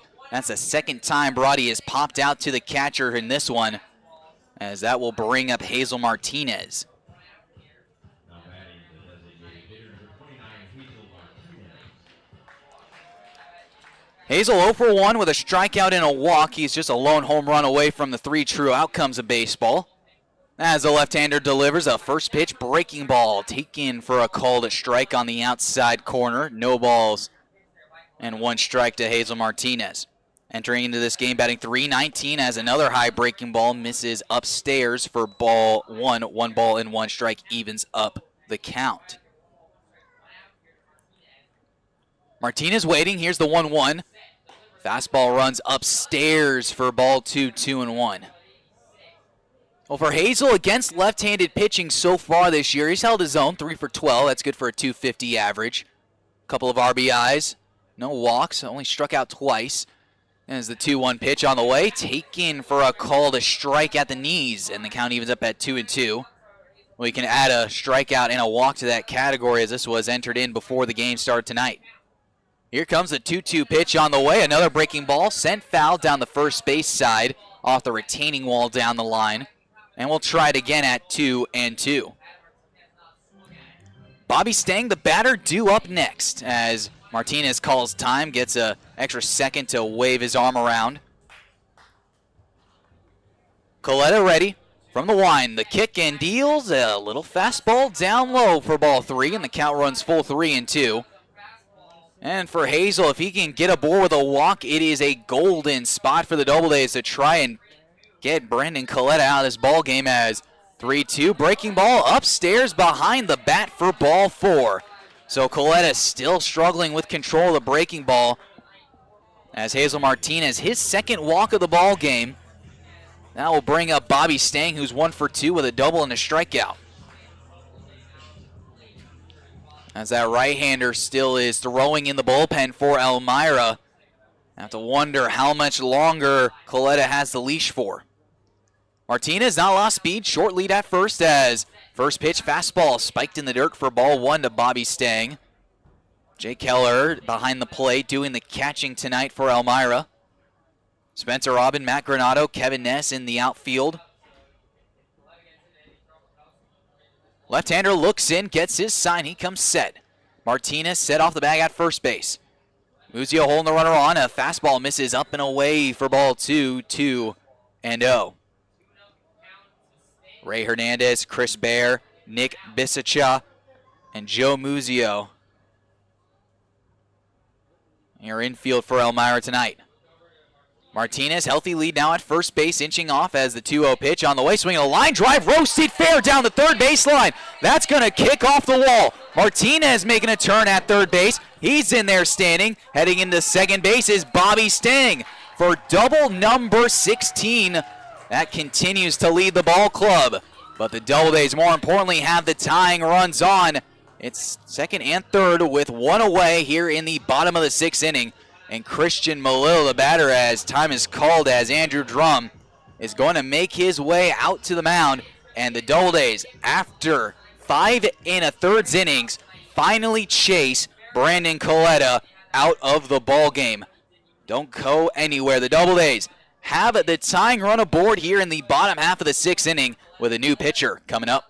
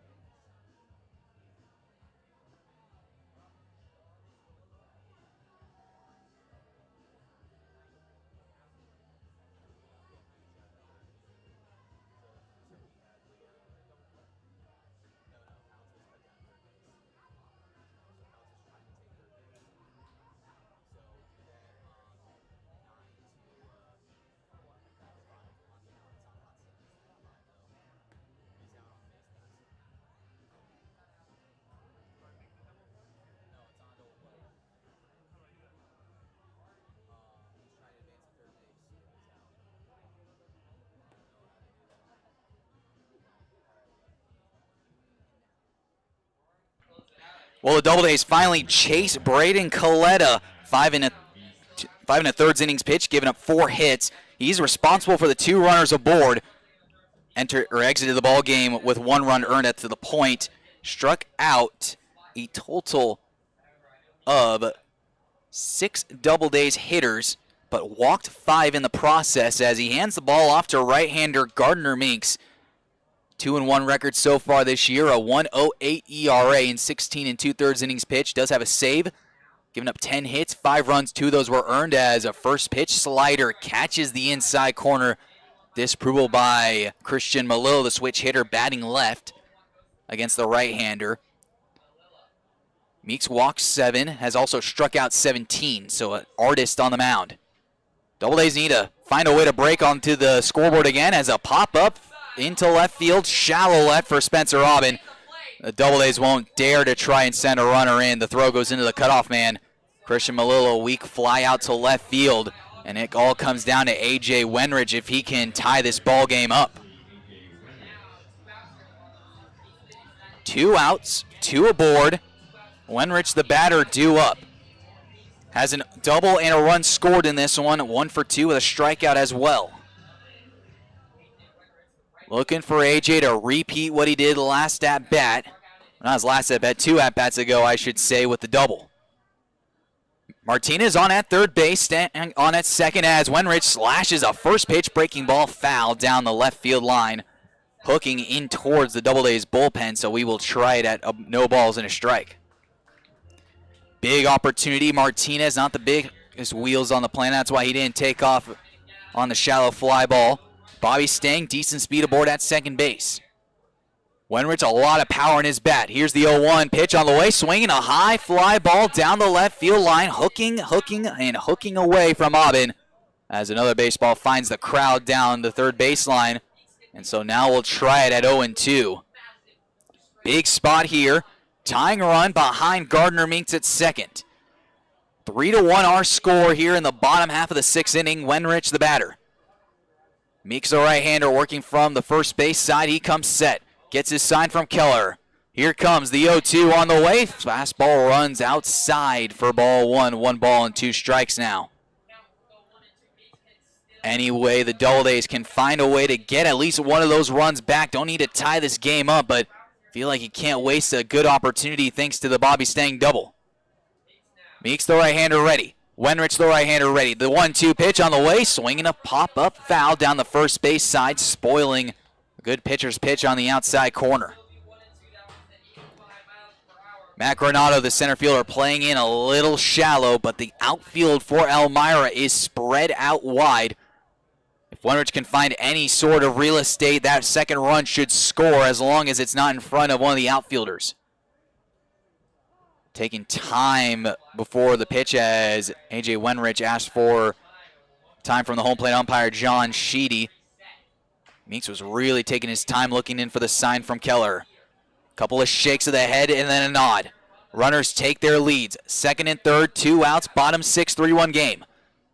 Here comes the 1-2 on the way. Slider misses outside for ball 2. 2 balls and 2 strikes.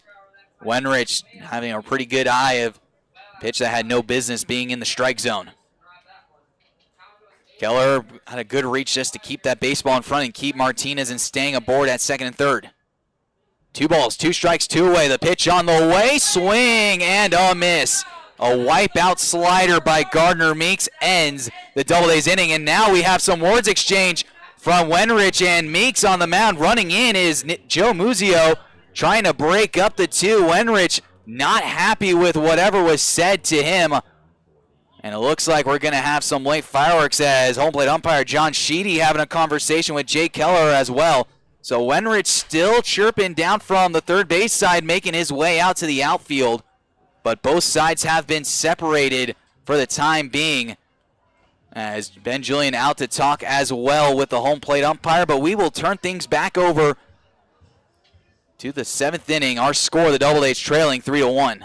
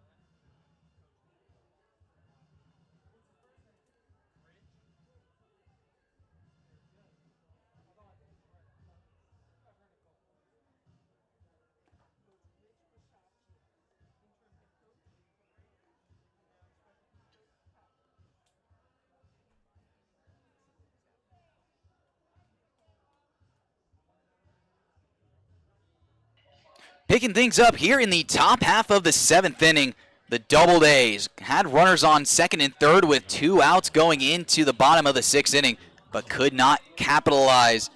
As Devin McWaters back out for another inning of work, he's got 6, 7, and 8 due up. Jake Keller, Chris Bear, and Christian Zeely, the hitters, due up in order as the first pitch, breaking ball, either called for a strike or taken.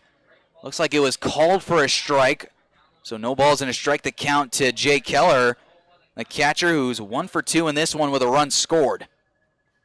McWaters ready, the 0-1 fastball dots the knees for a called strike. And we've seen Jay Keller do this not only today, but pretty much every time we've seen him in the lineup for Elmira, taking a look back to the home plate umpire on every borderline pitch. As the 0-2 pitch on the way, swinging a foul down the first base side, out of play into the crowd. So we'll try it again at 0-2. Keller is the catcher tonight for Elmira, so he has seen it on the back end as well as Bobby Stang. So if anyone's going to have any gripe with the umpires, you do have a little extra leash as a slider taken for strike 3. And again, Keller has a conversation with home plate umpire John Sheedy, but strike 3 is the call as Devin McWaters gets his second strikeout since entering on. It's the leadoff man retired, 1 away, as that will bring up Chris Bear. Bear entering into the ball game, no stats on the stat sheet, but has certainly got his RBI numbers up.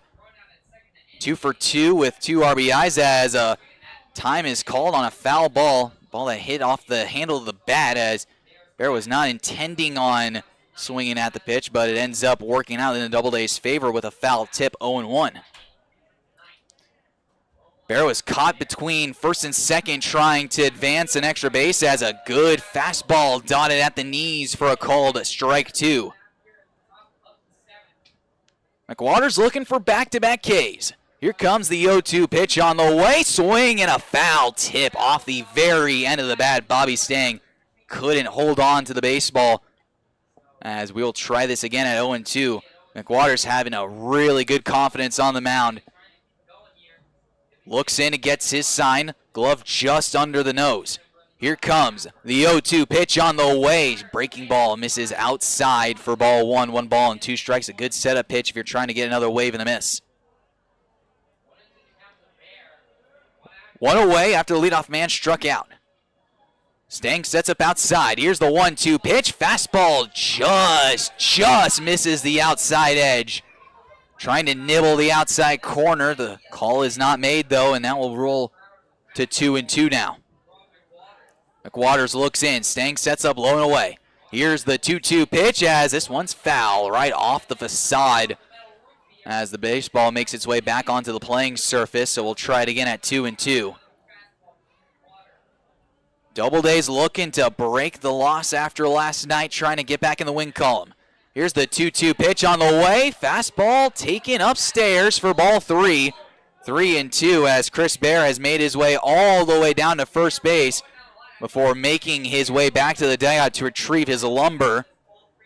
So McWaters knew exactly that it wasn't ball 4. Chris Bear started making his way to first base. The field umpire, Tom Marlin, thought it was ball 4 as well, so now he's making his way back down the first base line. So we'll retry now at 3-2. McWaters ready from the windup. Kicks and deals. Swing and a miss. A fastball right over the heart of the plate. McWaters sends his man back to the bench. Back-to-back strikeouts. Strikeout number 3 since entering. And there's 2 away for Christian Zeely. Doubledays need to get themselves back to the barrels on offense. Devin McWaters holding his own since entering into the ballgame for Danyluk as a first pitch breaking ball taken on the outside corner for a called strike 1, 0-1. Zeely a couple of hits, RBI double and a base hit. The 0-1 pitch on the way, taken for a called strike 2 on the outside corner. McWaters back out on the rubber. He's ready to go back to the dugout. Looks in. Gets his sign, delivers the 0-2 pitch, taken for strike 3. Devin McWaters has a couple of words down the first base line into the bench. So here we go, game on inside Falcon Park. Devin McWaters strikes out this side, in order. We now go to the bottom half of the 7th inning. It's stretch time as the Doubledays and the Pioneers in a 3-1 deficit.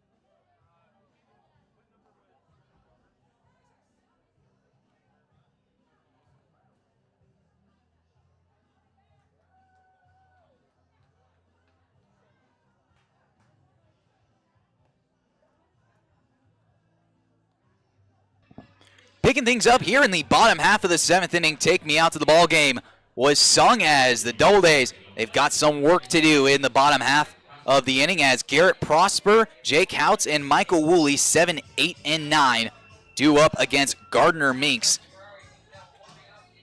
who shut down the Doubledays back in the bottom of the 6th inning. They had the tying run aboard at second as the first pitch fastball misses outside for ball 1, 1 ball and no strikes.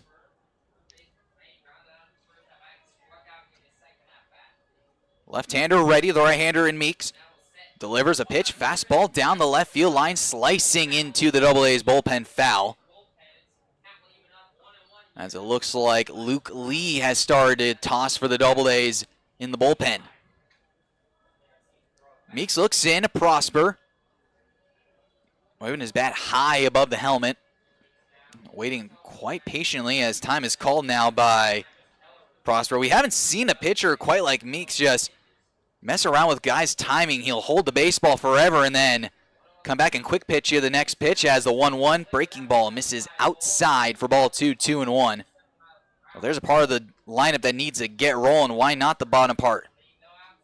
Prosper needs to get going again. Houts certainly needs to get going, and Woolley's been doing a pretty good job. Need to take advantage as a swinging foul tip into the shin guard of Garrett Prosper, waving that right leg out, trying to shake out any sort of discomfort. So we'll try it again at 2-2. Outfield spread thin and a little bit to the push side for Prosper, the left-hand hitter. 8:51 local time here inside Falcon Park. This game has been moving along quite well. Meeks looks in. 2-2 pitch on the way, swinging a pop-up. Shallow left field, going in is Aubin. Running out down the line, he's there to make the catch for out number 1. And the Doubledays are down now to their final 8 outs with Jake Houts, the batter, due up.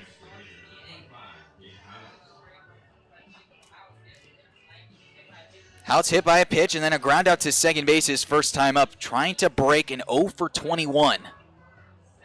Here's our pick to click in the ball game as we're looking like he's grabbed himself a new piece of lumber as a first pitch breaking ball taken for a called strike at the knees.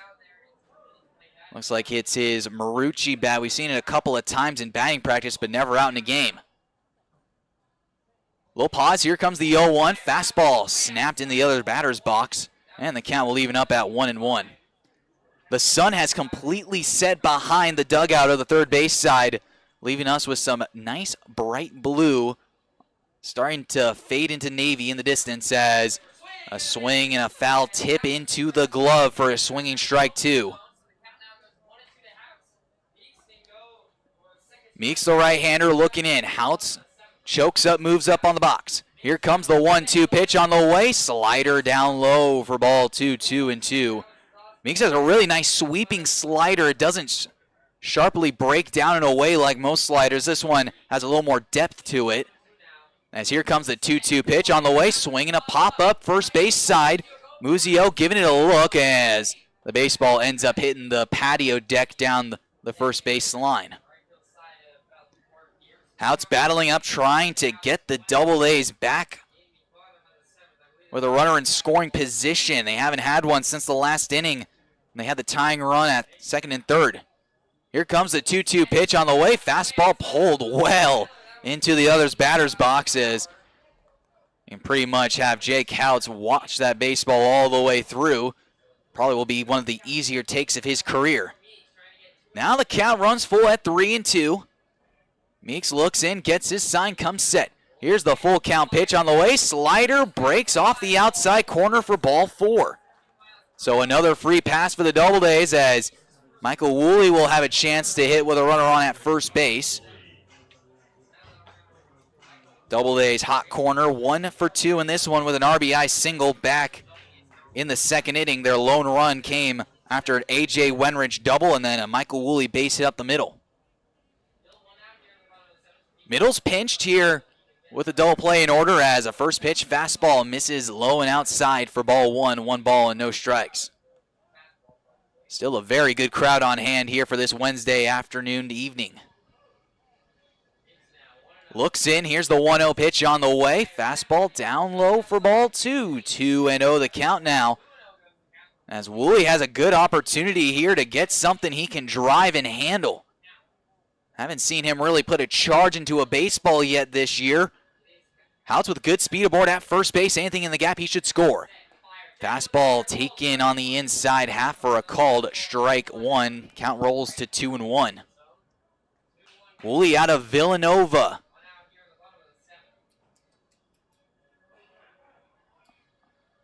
Meeks looks in, he gets his sign, comes set, Houts with a lead, the 2-1. Fastball taken, just a nibble off the outside corner. Now a good hitter's count at 3-1, and let's see if Houts might get the wheel started at first base and make it just a little bit easier for Woolley to bring him in. Houts very short lead off first, the 3-1. Swinging a little tapper over to shortstop. The second for a 1. The relay onto first base is well not in time. Woolley can run pretty well. So he beats it out on the backhand. Houts out on the fielder's choice. 2 away now, and that will roll it to the 10-hitter in Emil Sander.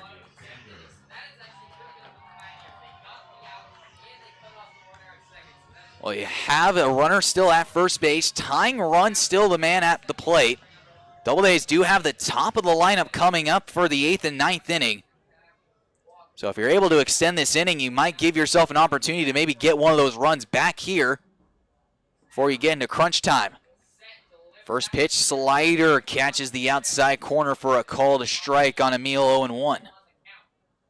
The Oswego State center fielder joins Jake Danieluk just up the road. Meeks looks in. Here comes the 0-1. Another slider sent in the air. Shallow left center field. Going over to get the baseball is Matt Granado, the center fielder. He's there to make the catch and retire the Double A's in the bottom of the 7th inning. They get a man on, but leave him aboard at first base as we now go to the 8th inning. The Double A's trailing the Pioneers 3-1.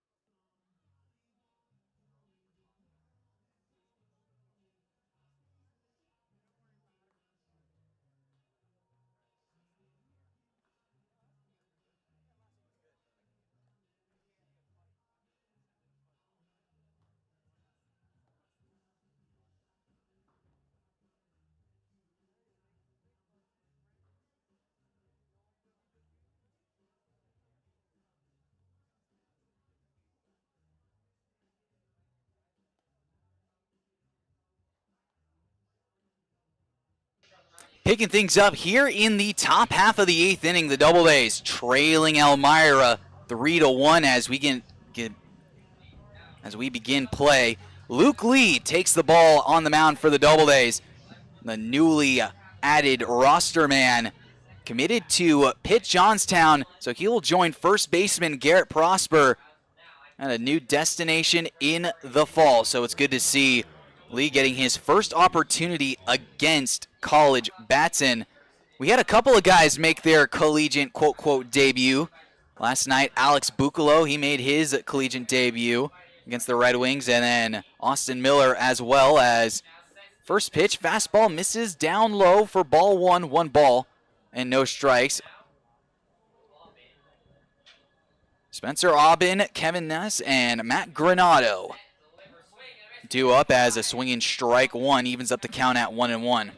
Well, Lee won't light up the velocity on the radar gun like the last couple of pitchers have been able to do. He's going to try and get his pitches on the corners as a slider at 73 misses down and away for ball 2, 2-1.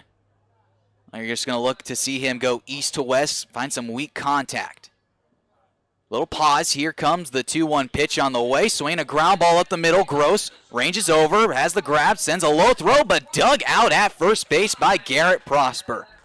So Carson Gross sends a low throw, but luckily someone with a shovel came by. Garrett Prosper takes the baseball up, and there's one away here in the top half of the 8th inning. Evan Nasi is 0 for 1, a strikeout and a walk. He was strikeout victim number 3 to Danny Luck back in the 2nd inning. Ended up retiring the side as Lee delivers a first pitch slider foul out of play down the first base side into the crowd. And oh man, we just see another race for the baseball commence down the lines. As these kids, they must get their work in and get their steps in trying to run down all these baseballs. Here comes the 0-1 pitch on the way. Big looper misses inside for ball 1, 1 ball and 1 strike, and it looked like he was pretty good. Does not get the call, however. Michael Sills has started throwing in the Doubledays bullpen. Here's the 1-1.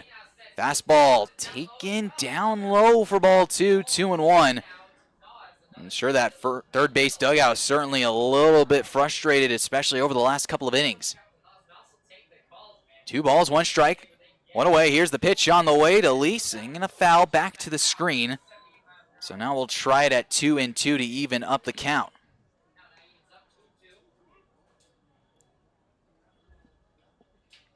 Two balls, 2 strikes, and 1 away. Lee trying to work a clean inning in his Doubledays debut.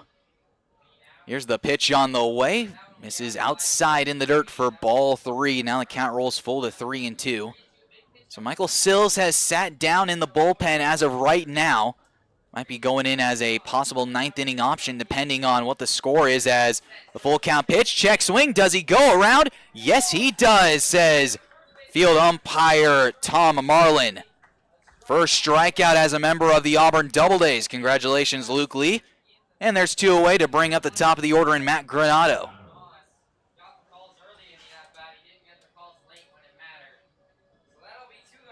Granado 0 for 3 on the day so far, a rare 0 for 3, a fly out, line out, and then a ground out to the third baseman, Woolley. Lee looks in, here's the first pitch as that one misses, never mind, taken for a called strike as the baseball gets thrown over Lee. And so Riley Brody will go play cleanup and get the baseball back to his hurler. Like we mentioned, the velocity difference coming from Danny Luck, who sits well in the mid to occasional upper 8s, and then you saw on the other end on the other side as a ground ball right under the glove of the diving Riley Brody down the right field for a base hit. Gets on the hit column. Hit number 8 so far in the game for Elmira. And 10 stolen bags is aboard now. So Lee's going to have to be quite cautious with good speed aboard and a left-hander in Joe Muzio batting.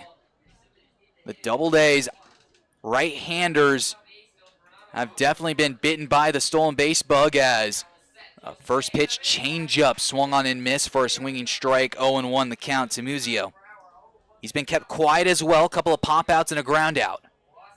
0 for 3 so far in this one. Granado a good lead over at first base. Lee sends a throw over, back in, diving safely is Granado. 10 stolen bags has yet to be caught yet this summer. Bobby Stang knows this, definitely behind the plate, so he's ready to jump and fire. Lee, another throw over, back in, diving safe is Granado again. 9:04 here at local time inside Falcon Park. Lee comes set, looks in. Here's the 0-1 pitch on the way, swinging a high fly ball. Center field, going back is Sanders, still going back, curling into left center field. But he is there to run it down and make the catch and retire the Pioneers in the 8th inning. Well, Luke Lee does well in his first start as a member of the Doubledays, as Auburn will have some work to do in the bottom half of the 8th inning. Still down 2, as we'll be in the bottom half of the 8th inning. The Doubledays coming up will have the top of the order: Carson Gross, Riley Brody, and Hazel Martinez.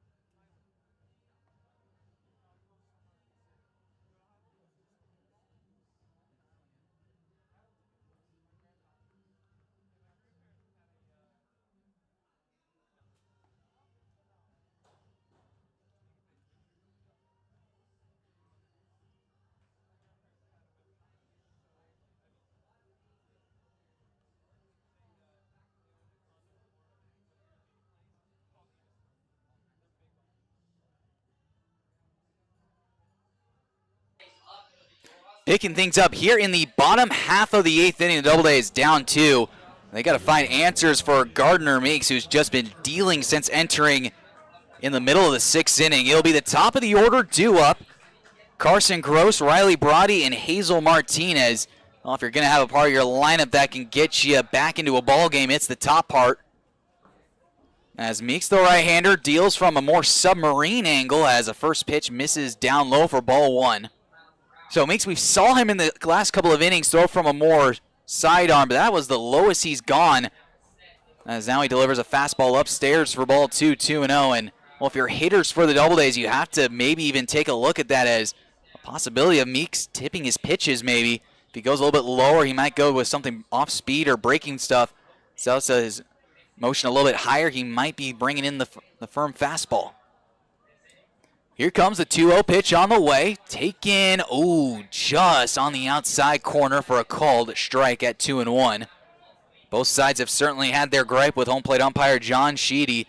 That's been too terrible, at least from our angle up here.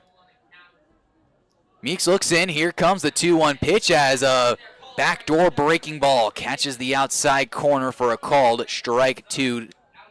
Evens up the count at 2-2. Carson, of course, always finding some of his fans behind the plate at home. Here comes the 2-2 pitch on the way. Taken outside for ball 3.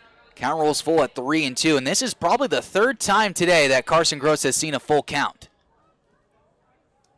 A walk, a strikeout, and a pop-out. Here's the 3-2 pitch on the way. Taken for strike 3. A slider on the back door, low and away. A generous call from John Sheedy. Carson Gross sending his bags packing back to the dugout. One away, and that will bring up Riley Brody. Well, we've seen that backdoor slider get called already. Meeks goes right back to it. It's a good pitch. Not going to take anything away from that other than maybe it might have just missed that outside corner by a ball or two off the plate. As Hazel Martinez sees a first pitch fastball taken on that same angle for a called strike 0-1. Meeks must be using as much far as that outside corner as it goes. Brody, a couple of pop outs to the catcher as slider. Oh, that one's taken for a called strike too. And now Ben Julian is really hacked, making his way closer to the home plate area. Sheedy really had to reach for straws to get that call. No balls, 2 strikes, 1 away. Here's the pitch on the way. Fastball runs up the ladder for ball 1, 1 ball and 2 strikes. Oh, if you're Doubledays, you're certainly frustrated by a couple of these calls on the outside corner, especially if they're sliders that wrap their way back around as the 1-2 pitch is well off the outside edge for ball 2, 2-2. Well, might be setting up that outside slider yet again. Brody didn't go chasing after it, neither did Gross. As you can pretty much tell why they weren't going after it. They don't look like strikes all the way till the plate as the 2-2 slider finds its way over the meat of the plate, but this one's sent in the air to center. Granado moves over, and he makes the catch for out number 2. 2 away for the Doubledays as they're down to their final 4 outs. As Hazel Martinez gets a chance to hit here with nobody on. And 2 away in the 8th. Hazel Martinez, a couple of walks and a strikeout.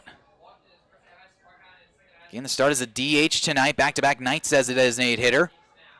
As the right-hander deals a first pitch, fastball right to the backstop for ball 1, 1 ball and no strikes. It's been a weird last couple of games as well for the Doubledays. So going into our off week, it was a loss to Elmira, day off. Win against Newark, it was a tough one, but you got it done. Day off, win against Geneva as a slider misses off the inside corner, back foot for ball 2, 2-0. So you had that game on Thursday night, day off, game Saturday night. Headed off to Niagara to take on the Power, all for us to get an inning and a half in as another slider sent on the ground over to first base. Joe Muzio has it, makes his way over to first base, touches the bag, and that ends the Doubledays in the 8th inning. We now go to the 9th inning. Michael Sills making his way from the bullpen in left field to keep the Doubledays back in this ball game. We'll move it on to the 9th.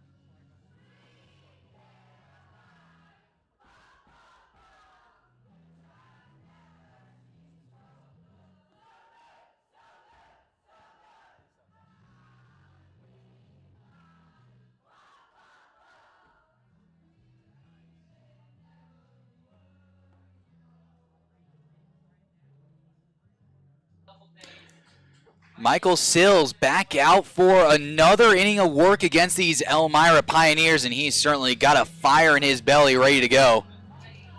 As he enters into this game, a tough 0 for 3 with a 3 ERA. In 5 games, 6 innings pitched, giving up 4 hits, 8 runs. Only 2 of those runs were earned.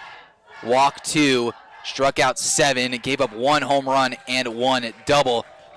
Despite all of that, the opponents are batting $174 on the hard-throwing right-hander from Wofford College.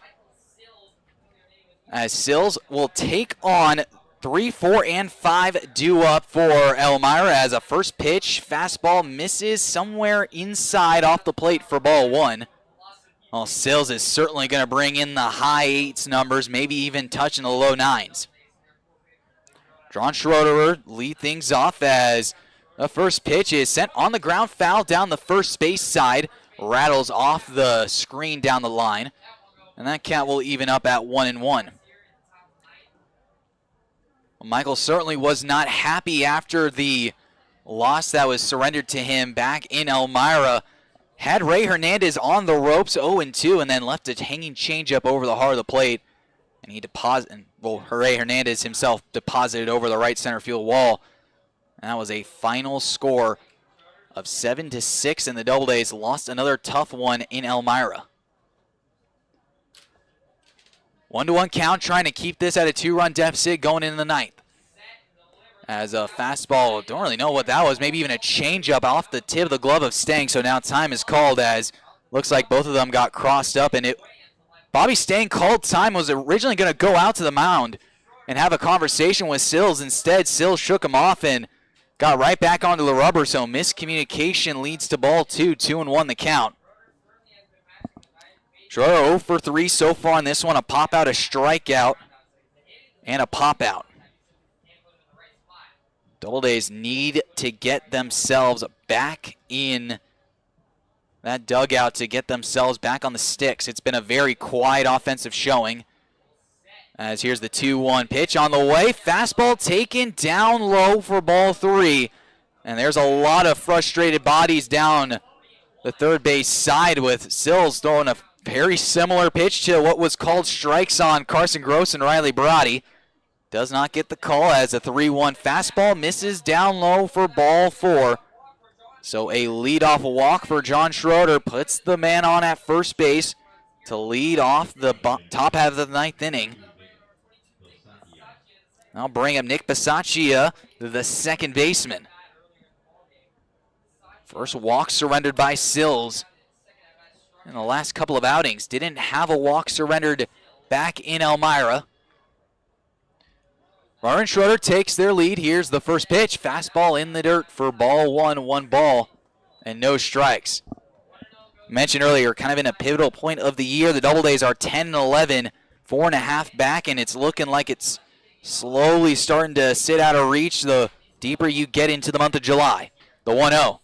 Taking in the dirt. Bobby Stang keeps it in front of him. Schroeder back to the first base bag, so we'll try it now at 2-0.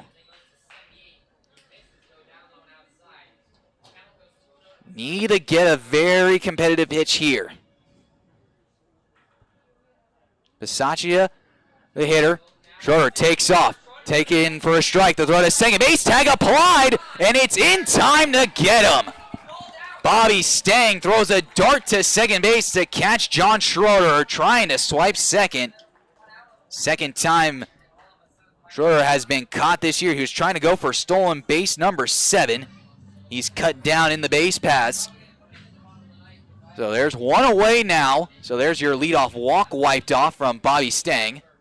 As here comes the 2-1 pitch from Sills. A good fastball taken upstairs for ball 3.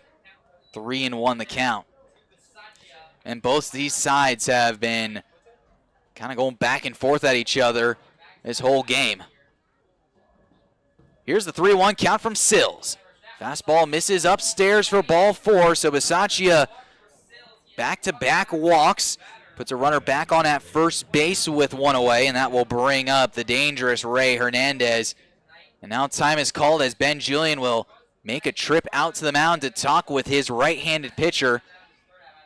Sills, the designated closer for the Doubledays this year. He's getting his work in here to keep this at a 2-run game. Auburn with a loss last night brought him back to below 500. Elmira sitting 3 games above 500 at 12-9, 2.5 back of the division lead. Doubledays are 4.5 back of the division lead. slowly starting to creep away as Batavia entering into today's action at 16-8. They lead the division. Jamestown at 13-7. They're a game back. Niagara at 11-8. We still have to play them a couple of times. 2.5 back. Elmira 2.5 at 12-9. As Sills delivers a first pitch to Ray Hernandez. It's popped up into left field. Christian Malillo making his way towards the line. He makes the catch for out number 2. And Bisaccia retreats back to the bag at first base. And now it comes down to Jake Keller, the first man in a strikeout the side bottom or top of the 7th by Devin McWaters. Still in a 3-1 game. We haven't had a scoring inning since the top half of the 4th inning. Double A's have certainly had their opportunities to strike back, but haven't capitalized. As a throw to the first base, they have them picked off. How about that? Michael Sills with the quick move, a quick tag applied by Garrett Prosper. As Nick Bisaccia has not moved from the diving position at first base.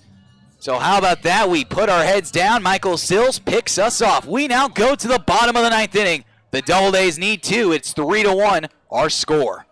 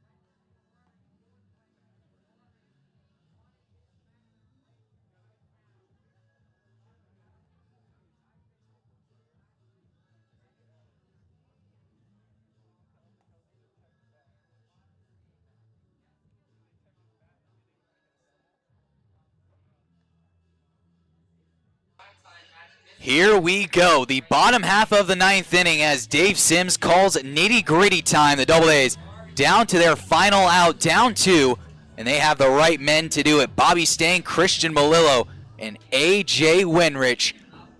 We'll see the right-hander, a very familiar name, Brendan Ferrari, takes over on the mound for Elmira. 2-0 record in 6 games, has 2 saves. In 11 innings pitched, he's given up 7 hits, 2 runs, they were earned. Has walked 3, struck out 11, and opponents batting $184.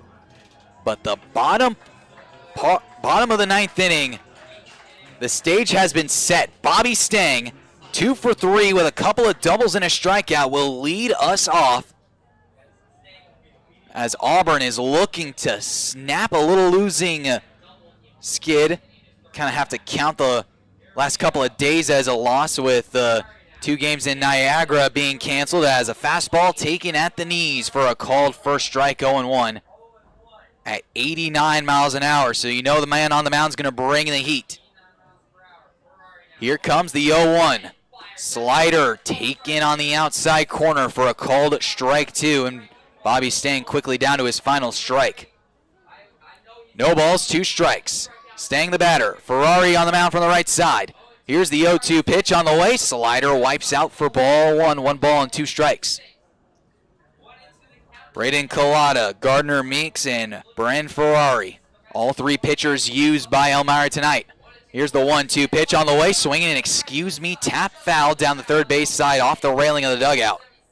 So we'll try it again at 1-2. Bobby trying to battle and keep this at bat alive. See if he can run into a baseball and put himself in scoring position. Here comes the 1-2 pitch on the way, swinging a pop-up foul. Right field line, down the line, giving it Chase's nest towards the bullpen, runs out of room.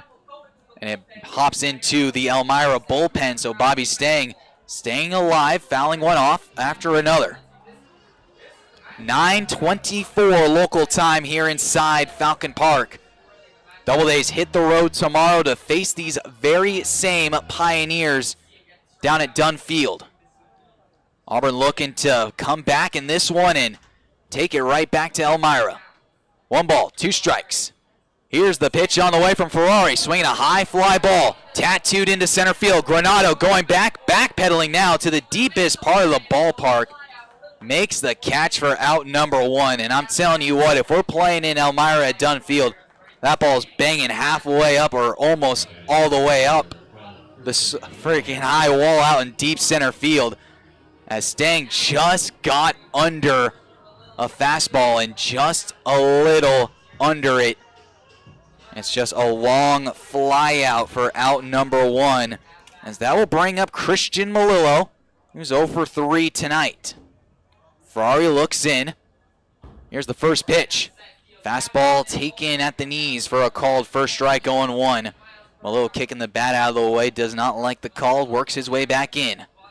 Ferrari comes set, closed off first base side of the rubber. Here's the 0-1 on the way, taken low and outside for strike 2, and a much more animated Christian Melillo shaking his head for making his way back in. Chokes up, moves up. Ferrari has him in the palm of his hand at 0-2. Here's the pitch on the way, taking upstairs for ball 1. 1 ball and 2 strikes. Nitty-gritty time here inside Falcon Park. Doubledays down 3-1, down 2. Ferrari looks in. Here's the 1-2 pitch on the way. Fastball misses low and outside for ball 2. 2 balls and 2 strikes. That evens up the count. Auburn looking for any sort of start to this inning. 2-2 on the way, swinging a pop-up. Third base side, going out is Hernandez. In is Aubin. Aubin calls off the infielders to make the catch for out number 2. And Elmira is now 1 out away from entering into Falcon Park with a victory. All comes down to A.J. Wenrich, who can keep this game going. 1 for 3 day with a double and a couple of strikeouts following that. Needs anything to go his way to keep the Doubledays' hopes alive in this one. 26 outs have been recorded as the first pitch slider wiped outside for ball 1. 1 ball and no strikes. We will have our game in Elmira, and then it'll be right back here to Falcon Park Friday night on the 7th. Looking in, here comes the 1-0 pitch on the way. Fastball down below the knees for ball 2. 2-0. See if AJ can get something up in the zone, something to drive. Prosper, the batter, due up next if it gets to him. Here comes the 2-0 pitch on the way. It's swinging a line drive right to the shortstop, Chris Bear, who doesn't have to move anywhere else but right in to make the catch, and the Doubledays drop this one by a final score of 3-1. Back-to-back 3-1 disappointing losses for the Doubledays as members of the Doubledays Ball Club start to make their way off of the field, making their way closer to A.J. Wenrich, who certainly had a couple of words to say with the Elmira victory formation line. Doubledays drop a tough one. We'll be right back here on the Doubledays Baseball Network for the totals here. The Doubledays drop it 3-1.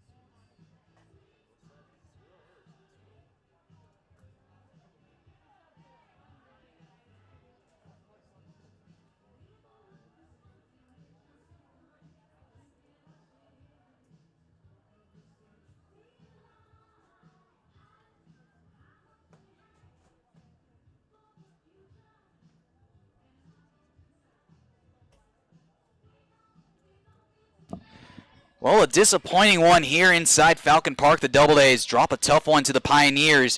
3-1 was your score. Elmira, 3 runs on 8 hits, no errors. They left 5 on. The Doubledays, 1 run on 4 hits, no errors. They left 8 on.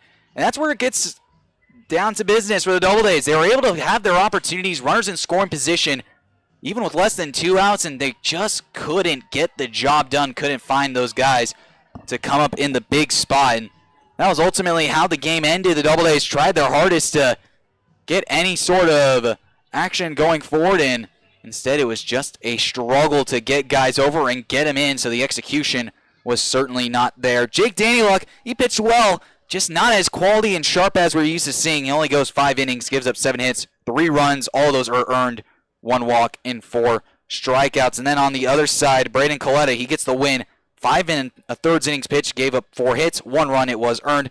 He got in trouble with walks, but was able to back it up with 6 strikeouts to retire the Doubledays tonight. Brandon Ferrari, he gets the 3-out save. All those flyouts or lineouts. But the Doubledays have another opportunity to get these Pioneers back in Elmira tomorrow. That'll be at 7:05 first pitch. We'll be on the air just around 6:45. So look out for that here on the Doubledays Baseball Network. Well, thank you guys for joining us for here on this Wednesday night. We hope you have a much better rest of your evening. If you're on the West Coast, enjoy the rest of your time at home throughout the daylight. If you're here on the West Coast, enjoy the rest of your night, get some sleep, and we'll see you tomorrow against the Pioneers on the road. Doubledays drop a tough one, 3-1. I'm Trevor Curl. We'll see you next time from Falcon Park.